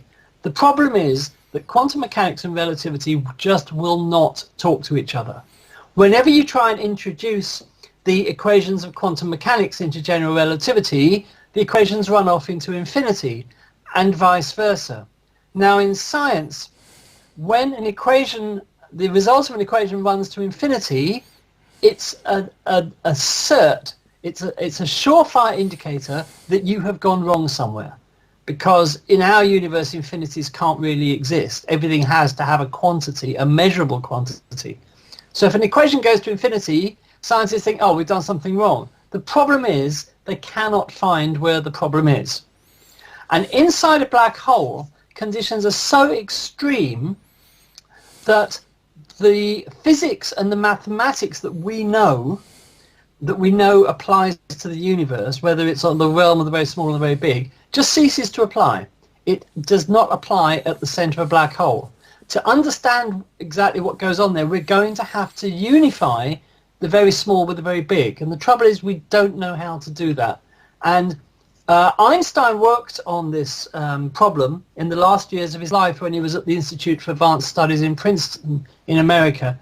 He worked on this for a few decades towards the end of his life and didn't get anywhere, assuming that those who followed him would be able to. Now, Einstein died in 1955, and since 1955, scientists have been trying to unite quantum mechanics with general relativity, and they've got virtually nowhere. There are some ideas, there are some pointers, there are some directions to go in, but nobody's solved it. So my way of looking at it is we need one of two things. We need either somebody with the intellect of Einstein, with that incredible ability to pull everything together, to look at all these disparate threads and the tracks in the sand, if you like, and what direction do they go in, and how can we bring them together. We need somebody with that level of intellect to do that. And so far that person hasn't really popped up. Secondly, I think, I say I think as if I know everything, in common with a lot of scientists, I think that we already have all the data we need to unite quantum physics with general relativity. I think the data that we have will give us the answers. It's just that we're either not looking in the right place or we've missed something fairly fundamental along the way. Which of those proves to be the case, I don't know. But anyway, we're not going to understand black holes until we can have this quantum theory of gravity, because at the center of a black hole, that's when the realm of the very tiny takes precedence, and we don't know what happens. And of course, in a very real sense, we never will, because once you go into a black hole, you can make all the observations you like before you die horribly, but you cannot transmit those to anybody on the outside. So you can't get information out of a black hole. So all our studies of black holes are forever doomed to be theoretical. We can say, well, this theory says that, and it's a pretty good indication, it's a pretty good set of observations, and it seems to match, but we will never know whether it actually does match. That is the whole problem with black holes. Black holes are the universe's ultimate sensors. Anything that goes in never comes out again, and you cannot communicate from inside a black hole to anybody outside. So we can never actually observe. We can observe, but we can't tell anybody about it. So I have to admit, if anybody listening wants a good book on the subject, I would go for Kip Thorne's Space and Time, Space Warps. I can't remember the exact title. It's about 3 inches thick. Kip Thorne really, he made it a very, very good job of trying to explain the unexplainable. Now it took me 6 months to read the book. Wow. Are you a slow reader, or is it just that difficult to get through? Well, it was more I was going back because reading something, I would go back to something he said earlier. So I was constantly going back and forth. I knew where I was. I had my marker for where I'd finished, but just to make sure I understood the argument that was being made, I would go back and reread it. May I make another suggestion? Yeah. I haven't read that one. My Bible for people who don't know anything about physics and don't know anything about black holes is a book called Prisons of Light, which is a pretty good description of a black hole when you think about it. It's called Prisons of Light by a lady called Kitty Ferguson, written in 1996. I think it's currently out of print at the moment, but there's no maths, no equations. It's everything on a very, very basic level. She explains things so well with lots of wonderful diagrams that it really is an excellent book for anybody who wants to know about black holes but are frightened of science. So that's Prisons of Light by Kitty Ferguson. As I said, I think it's currently out of print, or was last time I looked. I'm sure you can find it on eBay or somewhere, though. Oh, yeah, I'm sure Amazon's got copies somewhere on third-party sellers. I'm sure. But it's an excellent book for anybody who wants to know about black holes but is a bit intimidated by the idea of learning about the science. So there you are. Because I remember going back about 10 years, reading The Holographic Universe. Now, that is a book, Susskind. Leonard Susskind, yeah. Yes. Yeah. Now, that is a book that there's an awful lot of math in it. Oh, that's not for me then. But having said that, it was. I got books by. I was reading. I think Sakharov. I was reading Kip Thorne. I was reading Susskind. I was reading. I can see his face. He was on the Challenger inquiry, on the shuttle disaster. Richard Feynman. Feynman, that's it. I read, because one of the things I did, I don't have a degree in astrophysics. Me neither. But what I started doing, I started taking the lectures, the TED lectures, and then I started going back and reading some of the... First off, I went through Einstein's general relativity and special relativity. That's fine. Yeah, I get all that. Then, of course, Einstein never liked quantum mechanics. No, he didn't. So then I started picking up Thorne. I picked up Susskind. I picked up Feynman. Now Feynman I like because there is maths there. He's so much fun. He's got a wicked sense of humour. Absolutely. And any guy who will put physics diagrams all around his caravan for fun. And he was a mad bongo player as well. Yeah, but he was a scaringly accurate and nitpicking scientist. He worked on he was at Los Alamos. He was on the bomb project, and when he was asked, President Reagan, it was Reagan, asked him personally, I want you to sit on the inquiry because they're going to tell me everything I don't want to know, and they're going to whitewash it. Yeah. And he did a very, very simple science experiment in front of the committee investigating it. He made them watch his science experiment. What he did was he took an O-ring, a rubber O-ring, just like the ones on the SRB boosters on the space shuttle. But a lot smaller, yes. Yeah, and he subjected it to liquid nitrogen to recreate the actual real-life weather scenario, because the night that the shuttle was on the pad, the temperature drop was extremely low. Yes, it was. So the O-rings actually froze. And became brittle. And once subjected to flight stress and to everything else, they failed, which was why the shuttle was destroyed with a total loss of life.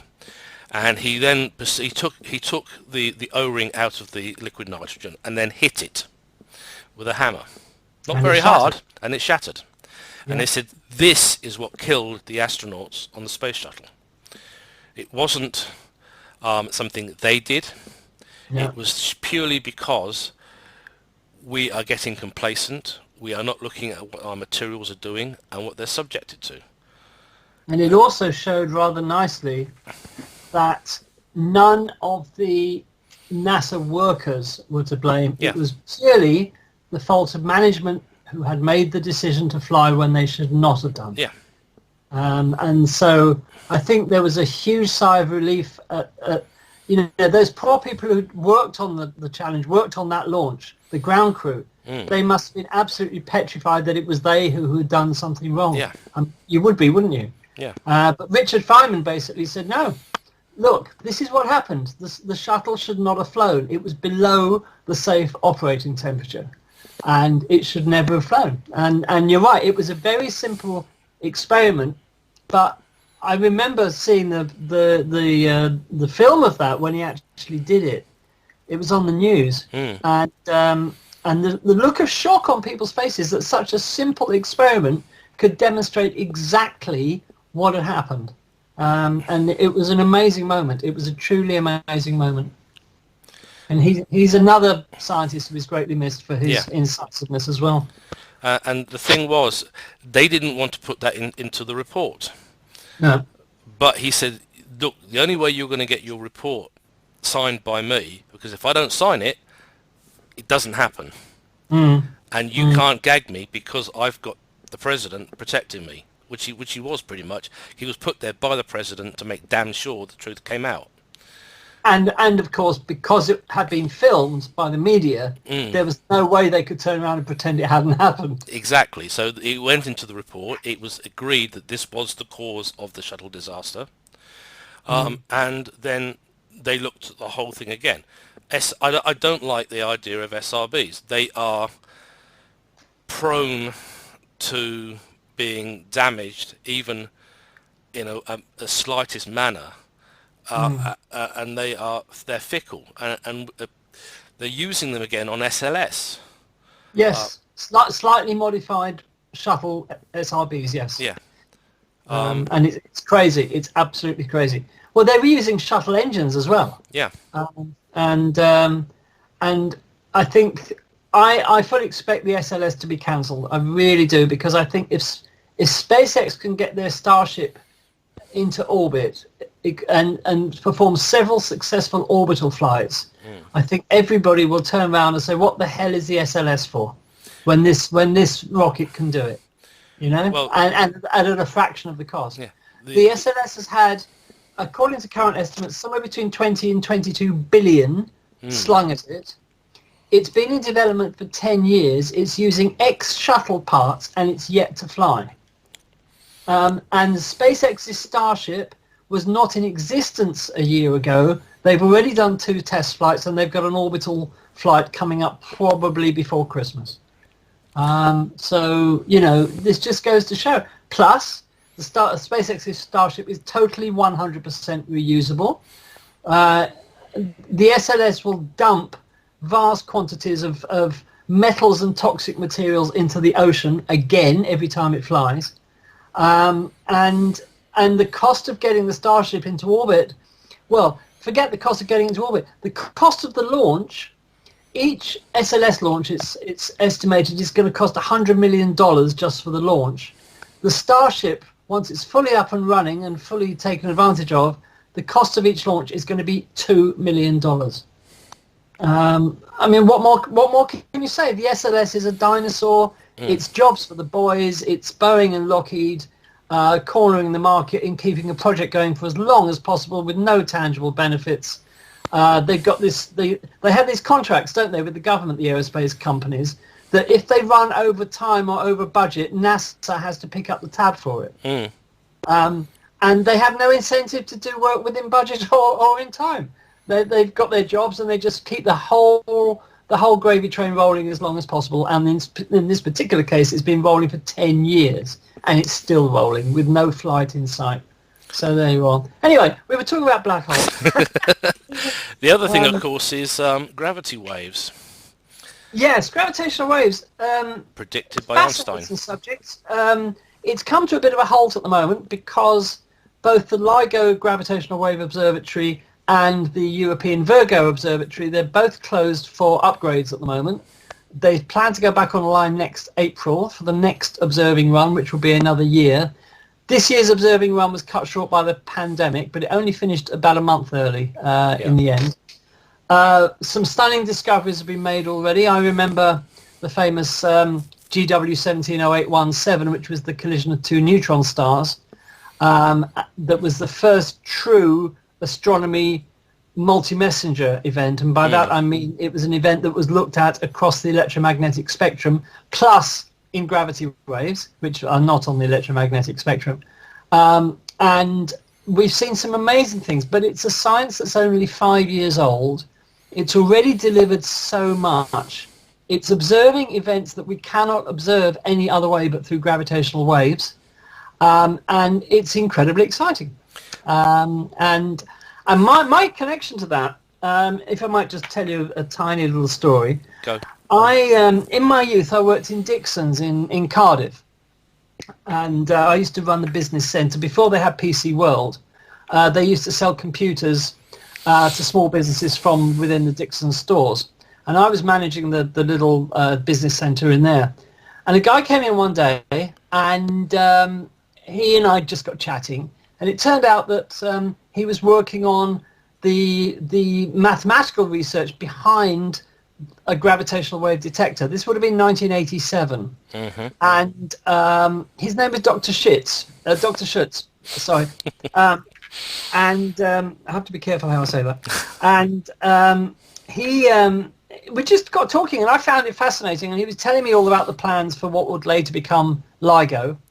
And I found him on the internet, and last year he's got a blog. He's a very well-respected physicist, And I reminded him of this, that he'd met me in Dixon's, and I asked him if he remembered, and of course he said no. And that was that. But a lot of the work for LIGO was done at Cardiff. A lot of the theoretical work behind LIGO was done at Cardiff. Now, of course, as well, we've got the new Japanese detector coming online, which is called KAGRA. This is an underground gravitational wave observatory. It's just come online. It's just going through its tests and will join LIGO and Virgo in the next observing one. So now we'll have 3 gravitational wave observatories. What are the advantages of that? Basically that they can all confirm the same signal, that if one observatory detects a gravitational wave event and the others don't, we can say, well, perhaps that didn't really happen, or it was equipment noise, or it was a truck rumbling outside. At LIGO, they even have to account for waves crashing on the shore 260 miles away. That's how sensitive it is, that it can detect vibrations from waves on the shore that are 260 miles away. That is an incredible degree of sensitivity. The other advantage of having multiple detectors is it allows you to triangulate exactly on the sky where the event happened, so that you can very quickly train optical, infrared, gamma ray, X-ray telescopes on that place to see if there's any what we call an optical counterpart, if there's actually any visible evidence of the event. So it's very exciting. The Chinese say they want to be the world leaders in gravitational wave detection. They've got 2 gravitational wave observatories planned, plus 1 in space. India have just dug the foundations out for their gravitational wave observatory. The European Space Agency in about 2034 is launching LISA, which will be a space-based gravitational wave observatory with an incredible sensitivity that hopefully will be able to detect gravitational events coming from, amongst other things, supermassive black holes and supernovae. That will be really exciting, because the current detectors just don't listen at the same wavelengths, if you like, the necessary wavelengths to detect gravitational wave events around supermassive black holes and from supernovae. So we have got an incredible future in gravitational wave astronomy. I get rather enthusiastic about this, as Anne will tell you, because I gave a lecture in for Astronomy Ireland about this last year. In Dublin, and I'm still incredibly excited about it, even more so now in view of what's happened since. So perhaps we should do an update lecture as well, Anne. What say you? Definitely, yes, yeah. We can't wait to have you back. Oh, thanks. Because a lot's happened since I was there, so I'd love to tell people about it. So I can easily put something together on that. Well, as soon as we're able to travel again. It's so frustrating, isn't it? It's just maddening. It's just so maddening. There's so much I want to do and so many places I want to go, and I can't. Well, I mean, I can, but it's just not safe to do so. Yeah. And if I go to the UK, I have to quarantine for 2 weeks and all that. So not that is stopping Ryanair selling you tickets, of course. If you go to the Ryanair website, you can buy a flight to the UK and one coming back 2 days later. Which of course you can't do. So I don't think they should be allowed to. I think that's that's a Trade Descriptions Act thing. I think that's being very dishonest, telling you can buy return flights like that. You can't. Well, you can buy them, but you can't do it because you've got to go into the quarantine. However, Anne, I'm rambling. As soon as I'm able to travel, I will definitely be over. Brilliant. And that's about it for gravitational waves. And if you will excuse me, my daughter is still awake, so I go and have to administer some anaesthetic. And thank you very much for having me, but I do need to go now. It's great having you, Andy, and we hope to have you back soon on the show as well. Okay. Anytime, you know where I am. So anytime, I'd be honoured to come back. It's been enormous fun and great to meet both of you. And I will hopefully see you soon. Oh yes. Before I go, Anne, I've got the article written about Astro Radio. I'll post that. I'll mail that to you tonight or tomorrow morning. Ah, brilliant. So that's two of you will be in the magazine. Nick, you have to join us. Neil has been telling me I should do a lunar column. I don't know. I'll think about it. It's a good idea. It's a good idea. Yeah, definitely. But anyway, thank you so much for your company. Yeah. And it's been enormous fun. And I'd love to come back sometime. And stay safe, everybody. Be safe. Andy. Bye, Andy. Thank you. Thank you, Andy. It was great to have you on board. Well, we do have some other stuff to get through, so I think we better get kicked off. With what all that lovely research that Anne did for the show. So I'll start with the first part. So two lovely sights are going to occur in October. The 6th with the moon close to the Hyades. The Pleiades and Aldebaran should look great with binoculars. And finally on the 11th, the moon, now only 38%, will be 4.5 degrees above the Beehive cluster. We are getting back into astronomical winter. Yes! No more miserable twilight where you can, I can look at the moon, I can look at planets. That's about it, isn't it, really? Of course, it's coming back, all the lovely guys. Of course, it's going to be cold. I don't care.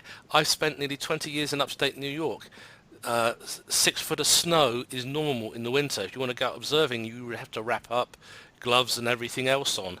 I think that's probably the best time to be imaging, because that way you don't get your binoculars or your eyepiece stuck to your face. And of course, my favourite constellation is back.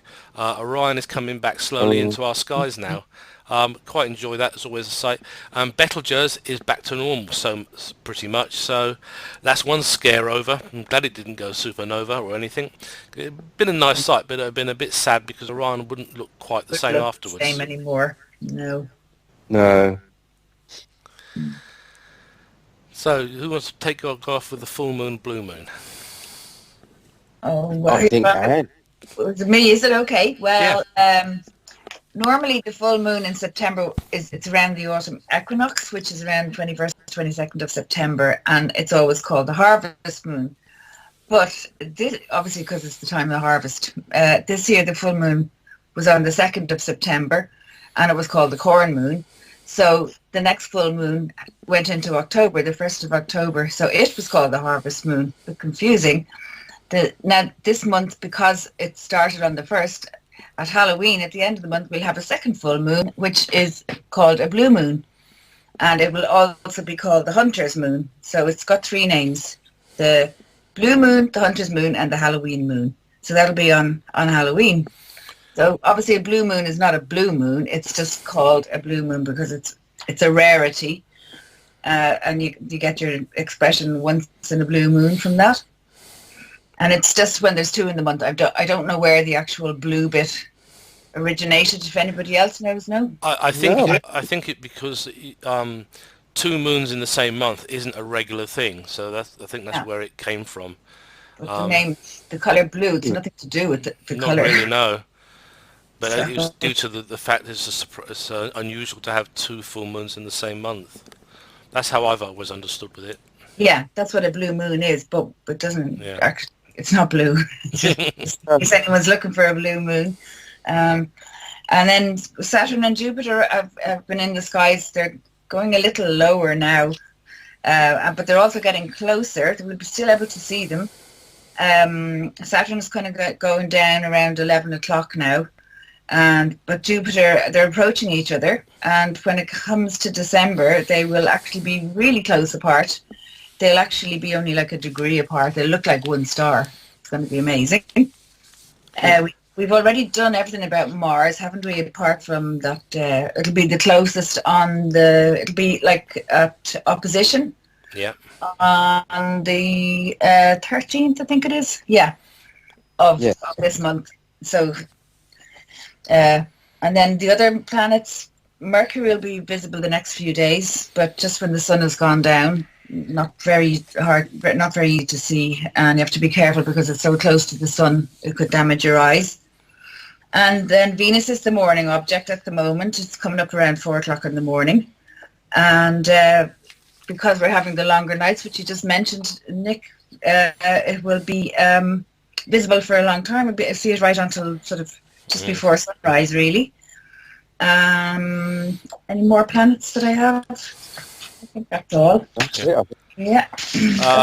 Venus, meteors. We've got the Draconids on the 7th at 2 a.m. Not a brilliant show, but 2 dense streams at 2 2:25 a.m. and 2:57. The moon's going to be quite bright, 70%, so not much to see there, unfortunately. However, the Orionids begin also, and they run till the 7th of November. But the peak is October the 21st and 22nd, and of course the moon won't be there to cause a problem. So get your sun lounges out. Everybody thought, oh, we put them away. It's winter. Got another use for them. It's time to get them out, wrap up warm, take a clicker so you can do a count of the number you see, lie back under a dark sky and discount meteors. Otherwise, you'll have a terrible sore neck, as I can... Absolutely. Now, just going back to the moon for a second. Now, I get the Sky at Night magazine, so they have a very nice guide in there. And they've suggested for their top lunar feature for the month is Calvius. It's a crater. It's about 225 kilometers. The longitude and latitude is 14.7 west, 58.6 south. It's approximately 3.94 billion years old. And the best time is the one day after the first quarter, which is going to be the 25th and 26th of October. And last quarter on the 9th and 10th. The minimum equipment for this is going to be 10x binoculars. So you don't need a telescope. But the really interesting thing, Calvius' diameter is roughly equivalent to a straight line between Cardiff and Manchester. How many people knew that, I wonder? I'm sure Patrick did. But I'm just seeing what happens. Just quickly scrolling through the notes. We've done bacteria surviving in outer space. We talked about the stuff that was found on the moon. Yeah. Next we had stars. Yep, go for it. Well, apparently squeezers, which is a new one on me. I must admit, I didn't actually see the brief for this one.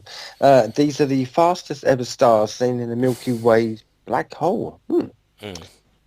So scientists have, it says in my notes, have spotted the fastest star ever detected moving at more than 8% of the speed of light at the centre of the Milky Way. That's interesting, isn't it? Mm-hmm. The galaxy's centre features the massive, supermassive black hole, Sagittarius A, which is as massive as about 4 million suns, and being so massive, it pulls hundreds of stars closely into its orbit, travelling extra fast from the gravitational boost of due to their close proximity. So moving on, so that's, what's that, 24,000 kilometres a second. It's faster than any other known star. Yeah. And the speed contender was seen last year, S62, was detected by a team led by the astrophysicist Florian, another one of these names that I hope I get right, Heiska? I don't know, of the University of Cologne. Back then, S62 was said to be the closest star orbiting Sagittarius A, speeding around the black hole. The same team have now discovered 5 new S stars, which travel even closer in elliptical orbits around Sagittarius A, and they're called S4711, S4712, S4713, S4714, and S4715. They've also used near-infrared data from Symphony, which acronym of, as Nick probably knows more about that, as well as ESO's very large telescope in the past 7 years, studying our galaxy's centre and the ultra-fast stars orbiting its supermassive black hole. Okay, going back to near-Earth orbit, the ISS is to get a second toilet, apparently. We're all familiar with the location. Well, you know what? An extra toilet is a must, particularly if you're about 200 miles or 400 kilometers above the Earth. So on the 2nd of October, an Antares rocket launched a new astronaut toilet to the space station. The new $23 million woman-friendly loo has a tilted seat, new shape, and redesigned funnels for urination. It weighs about 45 kilos, and it's about 28 inches, 71 centimeters tall. It's roughly half as big as the 2 Russian-built toilets on the space station. It's more camper-sized to fit into Orion, which will supposed to be carrying astronauts to the moon in the next few years. If we go back to, this is why they say they need SLS, because nothing is capable as of yet of carrying the Orion capsule into space. Now, space station residents will test it out for a few months. If it all goes well, it will go to the moon. Now, the other thing, of course, is SpaceX has now got its license to do manned crewed missions to the ISS and probably beyond. The Dragon capsule is certainly quite capable, I would have thought, of going into high Earth orbit and beyond. So it's going to be very interesting to see what they do with that. Of course, Boeing is about to send up its crew in about a year's time or less. So yes, you're going to need more toilets. And of course, with Dragon, they've only sent 2 astronauts so far. They're talking a crew of 4, maybe 5. So you're going to need to put in some more water closets, I think, on the ISS, or even a whole new module. And of course, it's made from titanium and other tough alloys. Were chosen because they has to withstand the acid used in the pre-treatment of all bodily waste on the ISS. Again, something else we were talking about, Space Odyssey, Voyage to the Planets in 2001. This is something the astronauts in those scenarios would have been very well aware of, including in the film The Martian, of recycling your urine and everything else. I suppose on the upside, Estee Lauder is sending products to the ISS. It's a skincare serum. Astronauts will photograph the commercial product in the cupola window. It's part of NASA's efforts to engage with more commercial activity in low Earth orbit. I think we're going to have to accept, if we want space stations like we were promised in 2001, Starcops, Voyage to the Planets, Space 1999, etc. They're going to have to have a commercial footing to do your science, to produce products for human consumption on the Earth. If you think about it, the smartphone you use at home now has 30 times more computing power than the lunar module had, than the Eagle had. In fact, no, I think it's more than 230 times actually, given the PC in your home, your laptop, everything that now in your home computer was originally designed for the space program. Intel were tasked with producing a small scale computer that would fit on at least 2 or 3 circuit boards for the space program. That's where your computer at home came from. So anybody who says, oh, what's the space program done for me? It's given you your access to the internet in reality. Star Trek gave us the ideas with communicators with the cell phone, the flip phone. Everybody was flipping them, even I was doing it, because I had a Star Trek style communicator at last. I could press a button and I could call somebody. It was very Star Trek, and things have gone up. We've now got our smartphones. The computing power we have, when you think programs were actually written for the lunar module on punch cards, you would have a whole set of punch cards which you had to check weren't damaged. You fed them into a machine, and that created the program that ran the computers, not only at the Kennedy Space Center. It wrote and created the programs that were used on the lunar module.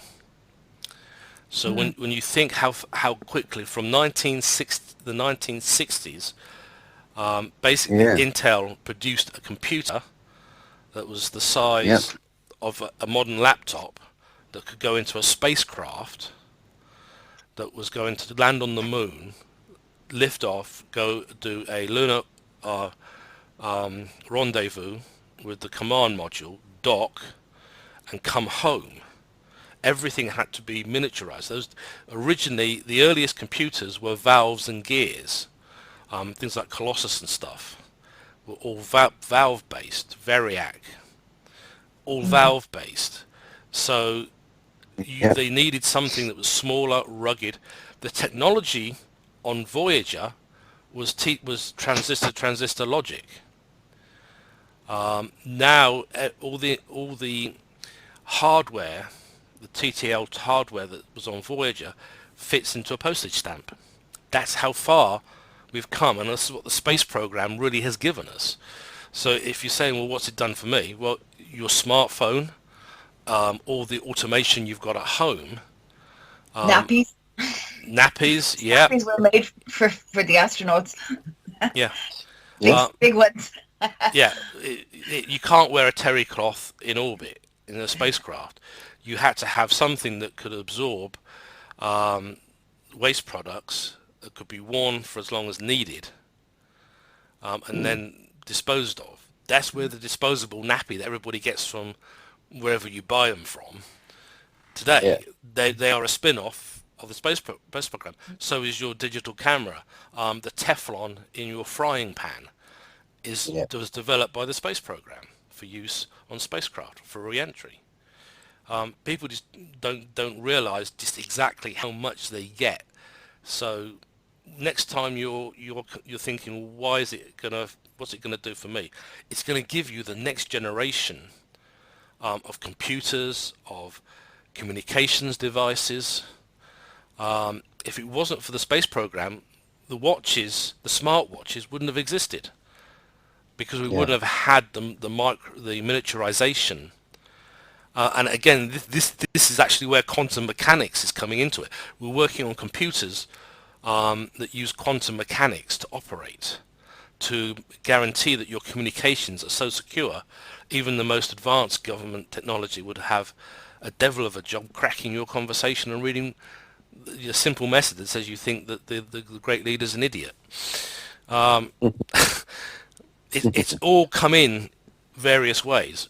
Quantum computing is the next leap, because we're getting to a point we can only cram so much onto the chips. Once we hit that, that's where the advances in traditional computing will stop, and this is where quantum mechanics comes in. So all the astrophysics research in that field is going into that, using light in computers. Well, they play with that, and oh look, what's the spin-off in the public sector? Fiber optic cables. It speeds your internet communication from one side of the planet at the speed of light, literally. So next time someone's talking about a space project, that space project may not straight away have a benefit that's down to earth, but give it a couple of years from that project, then you will see the spin-off arrive in your home or in your schools. So a lot of us astronomers who do imaging are very upset with Mr. Musk at the moment, but if he is seriously trying to get his act together about this, to sort out the issues so we can go back to our lovely unspoiled skies, fine. I hope so. I hope it happens. But at the end of the day, what we have today goes back to a science fiction story by Arthur C. Clarke. Heinlein took advantage of it as well in his story. So did Asimov. All the science fiction greats wrote stories that kept the science in the story plausible. And Arthur eventually wrote a scientific paper on doing communications around the world through satellites. And that's what we have today. That's where your satellite television, your Sky TV, okay, or whatever you have wherever you are, that is only there because Arthur C. Clarke had the vision, put it onto paper, did the math, and made sure it all worked, and eventually it was picked up. One of the first working satellites to successfully launch, and it's still up there, was launched by the British and Australian governments at Woomera. It was called Prospero. It's still there. It's still tracked. And ironically, the Anglo-Australian space program was getting theirs up when NASA and the Russians were having the devil's own job clearing the launch pad, we were actually using equipment built for war. Black Knight originally was designed to be a missile to deliver a warhead, but science put it to a peaceful use. Blue Streak, which was designed to defend the United Kingdom with a nuclear weapon on board, part of Blue Streak ended up in the Ariane space program. Yeah. So when you think about it, yeah, okay, these are originally weapons of mass destruction, but they've been turned to a peaceful use. The Russians are even using old ICBMs rather than just damage the environment by destroying them. They're using them to put satellites up. Yeah. Who would have thought? Taking a piece of equipment designed for war and turning it to scientific use. So next time somebody says, I've got this brilliant idea, we're going to go to X, Y, and Z, or we're going to put a space mission up to track comets, we're actually going to do that. It's called the ICE Interceptor mission. 3 satellites will be put into orbit. They will wait for a target, and they will go to the target, stay with the target, follow it. They are building on Rosetta. They're building on OSIRIS-REx, on Hayabusa. We are getting to the point. Hero missions. Yeah, we've actually come a long way when you think about it. Patrick Moore actually interviewed one of the Wright brothers after the Apollo 11 moon landing. Now, this was one of the first people to fly. Yeah. And in their lifetime, We they went to saw the moon. someone land on the moon. Yeah, How amazing. it was. Anyway, I think this show is actually going to start going down the Comet Watch path. Because Time. yes, 2 hours 26 already. I can imagine. But as I say, this is what happens when you get 4 people together with a love of the sky, with the love of science, and you get talking. Yeah, we go off on tangents. We bring up we reminisce about things which started off as science fiction, but now science is literally doing what they portrayed on television. As children, yeah. Yeah. I know Andy doesn't like Star Trek, but NASA's actually trying to build a tricorder. They're testing a potential tricorder on the ISS. How neat is that? And I was looking at I think it was a Professor Luke O'Neill was on the television the other night, an Irish guy, and he was talking about various things that have come out of the science fiction area. And he's a doctor. He reckons that they'll be able, like the scanner, the scanner thing that Dr. McCoy used to use. Yeah. He reckons that will be coming online in the not too distant future. That it's already. Well, we already have CAT scans and stuff, but that kind of thing is coming along too. So the medical benefits too. Well, yeah. The other benefit of the space program is that, and I know a lot of people don't like this idea about using stem cells to grow organs. If you can grow an organ in space, you haven't got the distraction of gravity, or even in microgravity. You're talking about extending people's lives. People with severe health problems like heart issues could go to microgravity, to a space station, and live a healthy life. They may not be able to come back to the Earth and live because of the gravity, but their life could be extended by going into space and perhaps living on a space station, not too unlike the space wheel that Werner von Braun envisioned and Arthur C. Clarke and Stanley Kubrick showed us in 2001. Yeah. So, as I say, these are all things that the space program can do. It can give us the ability for people with genetic heart issues to have a full and rewarding life in Earth orbit. we may have children who grow up on Mars or grow up on the Moon or on circumlunar orbit, Well, servicing. one of our writers said that the possibility of being pregnant in space is that if the baby hiccups, that could be the end of it for everyone, for the mum and the baby. Yeah. He's one of our writers, Ted, and he's promised me he'll try and write. He's also an anaesthetist, so Yeah.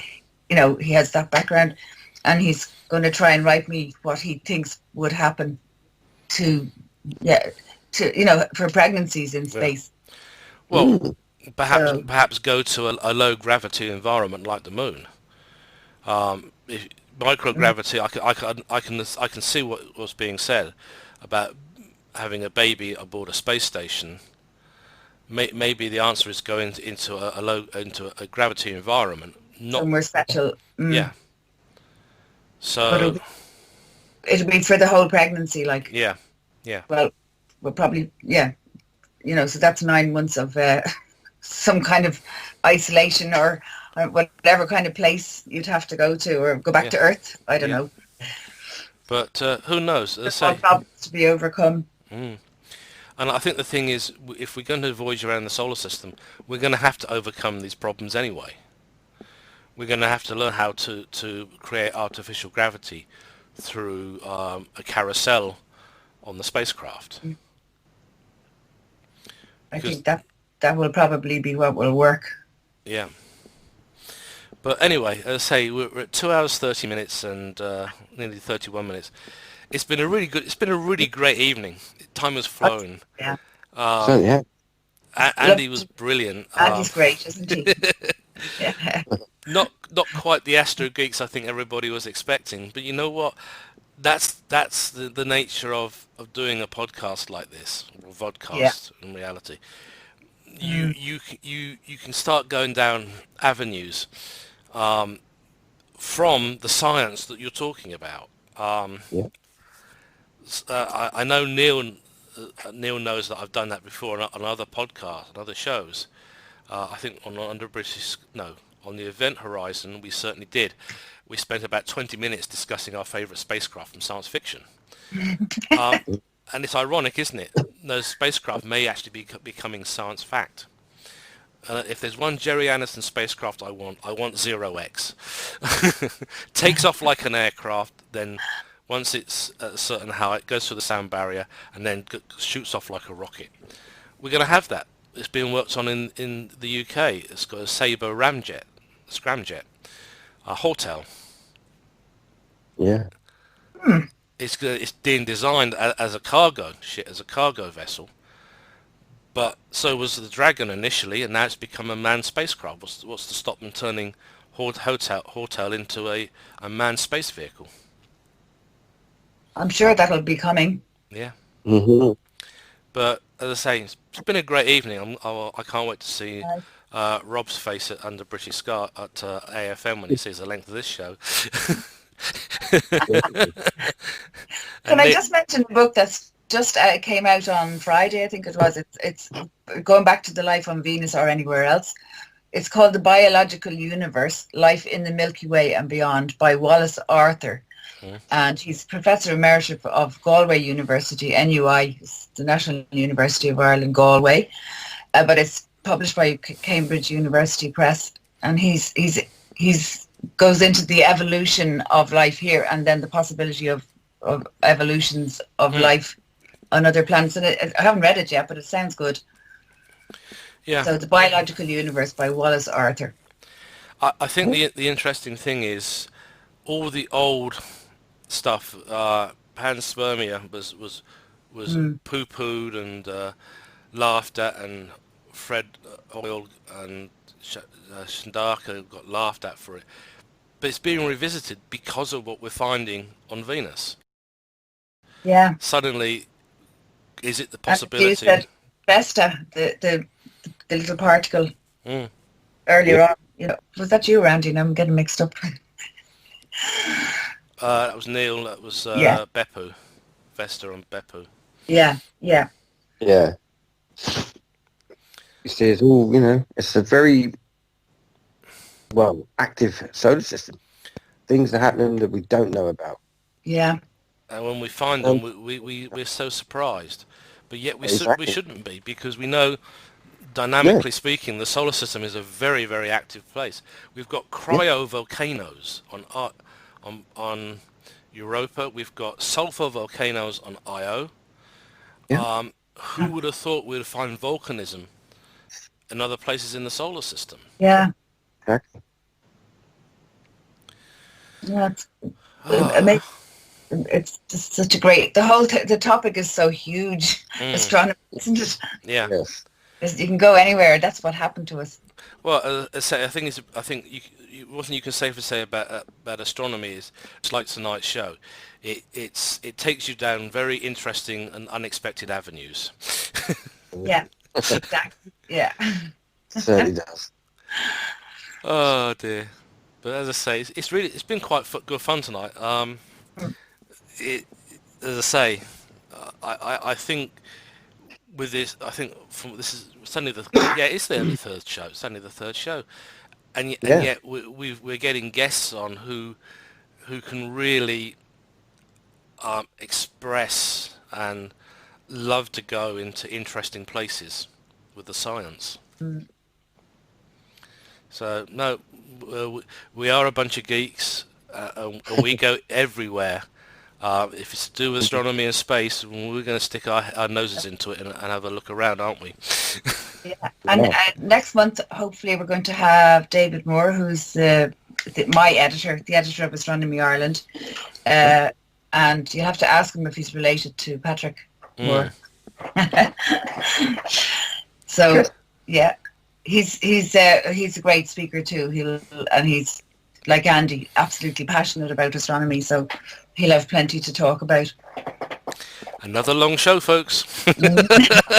we don't do this intentionally. As I say, it's just one of those things.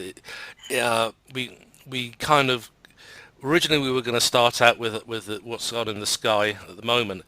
Unfortunately, we had to put it to the end because really with Andy on, it was like a case of I think it was a few comments later, and suddenly we're going great guns. Yes. We're able to cover some. Yeah. And yeah, we were touching on a lot of the subjects we wanted to talk about: Mars, Venus, and we went to a few places that we didn't expect to go: Europa, Titan. The greatest thing about the universe is nothing is the same, nothing is constant. There's always something changing. There's always something new over that horizon. A bit of a pun there, sorry. But I hope everybody. I hope you do enjoy the show because I've had fun tonight. I've enjoyed this. Over to you guys. Yeah, lovely. It was great fun. Really good. Certainly was. It just proves we're not scripted. We go off on weird tangents. I think that's the best thing. When we obviously when you have a guest on, it's going to be some places you can't go. That's understandable. But normally you never know. You have an idea of where you want to go. We have an idea of where we want to go, and then it's really it's just seeing where that takes you. In reality, tonight we actually went down memory lane quite a bit, but then again we still had the astronomical theme, really. Moon bases, operatives with purple wigs. But a lot of the things we've seen, science fact is stranger than science fiction. Branson with his suborbital flights, he's literally taking a leaf out of Jerry Anderson's book with his moon shuttle. Musk is building what my daughter describes quite understandably as Dan Dare's Anastasia, spacecraft the Anastasia. Yeah. Who would have thought it? I'm sure Frank Weldon, when he wrote the Dan Dare strips, never realized that we would actually perhaps even begin to start building something very much like the Anastasia. So, and of course, in science fiction, Venus has great expanses of lush vegetation, even though we know for real it's a hellish place to be. But now we're suddenly finding stuff that really shouldn't be there. And how did it get there? Was it deposited on a space rock that skipped through our atmosphere? And it just did what all life likes to do, which is evolve and change to fit into wherever it is. Who knows? Life is certainly becoming very much different to what we thought. Yeah, even 10 years ago. 10 years ago, who would have said it? Anybody said we're going to find a marker for life on Venus, they'd have laughed at you. I'm sure even Patrick would have been quite skeptical. But now we have something which possibly may be biological. We don't know. It's going to be a while. Bepi Colombo will certainly help confirm that, even though it's not the best tool in the tool bag. It's available, and it's going to make 2 approaches to Venus, and if we get really lucky, maybe we'll find even more. Who knows? Yeah. And no, I'm not going to give up. I'm not going to give up the day job because I'm no John Colson. Sorry, John Coleshaw. Sorry, I beg your pardon. I'm sorry, John Coleshaw. Yeah. I was thinking. Well, I've been watching Marvel with my daughter earlier, and I've got Agents of Shield in my mind as well. All right. So anyway, it's 2 hours 40 minutes. I think we really should wrap up the show. Yeah, another good night. It has been a brilliant night. It's been a great crack. So I'm going to say Slanjivar, great health, good health. Hopefully clearer skies soon, and good night, everyone. Yeah, okay. Good night from me. Good night. And it's good night from him. Good night. Good night. Bye.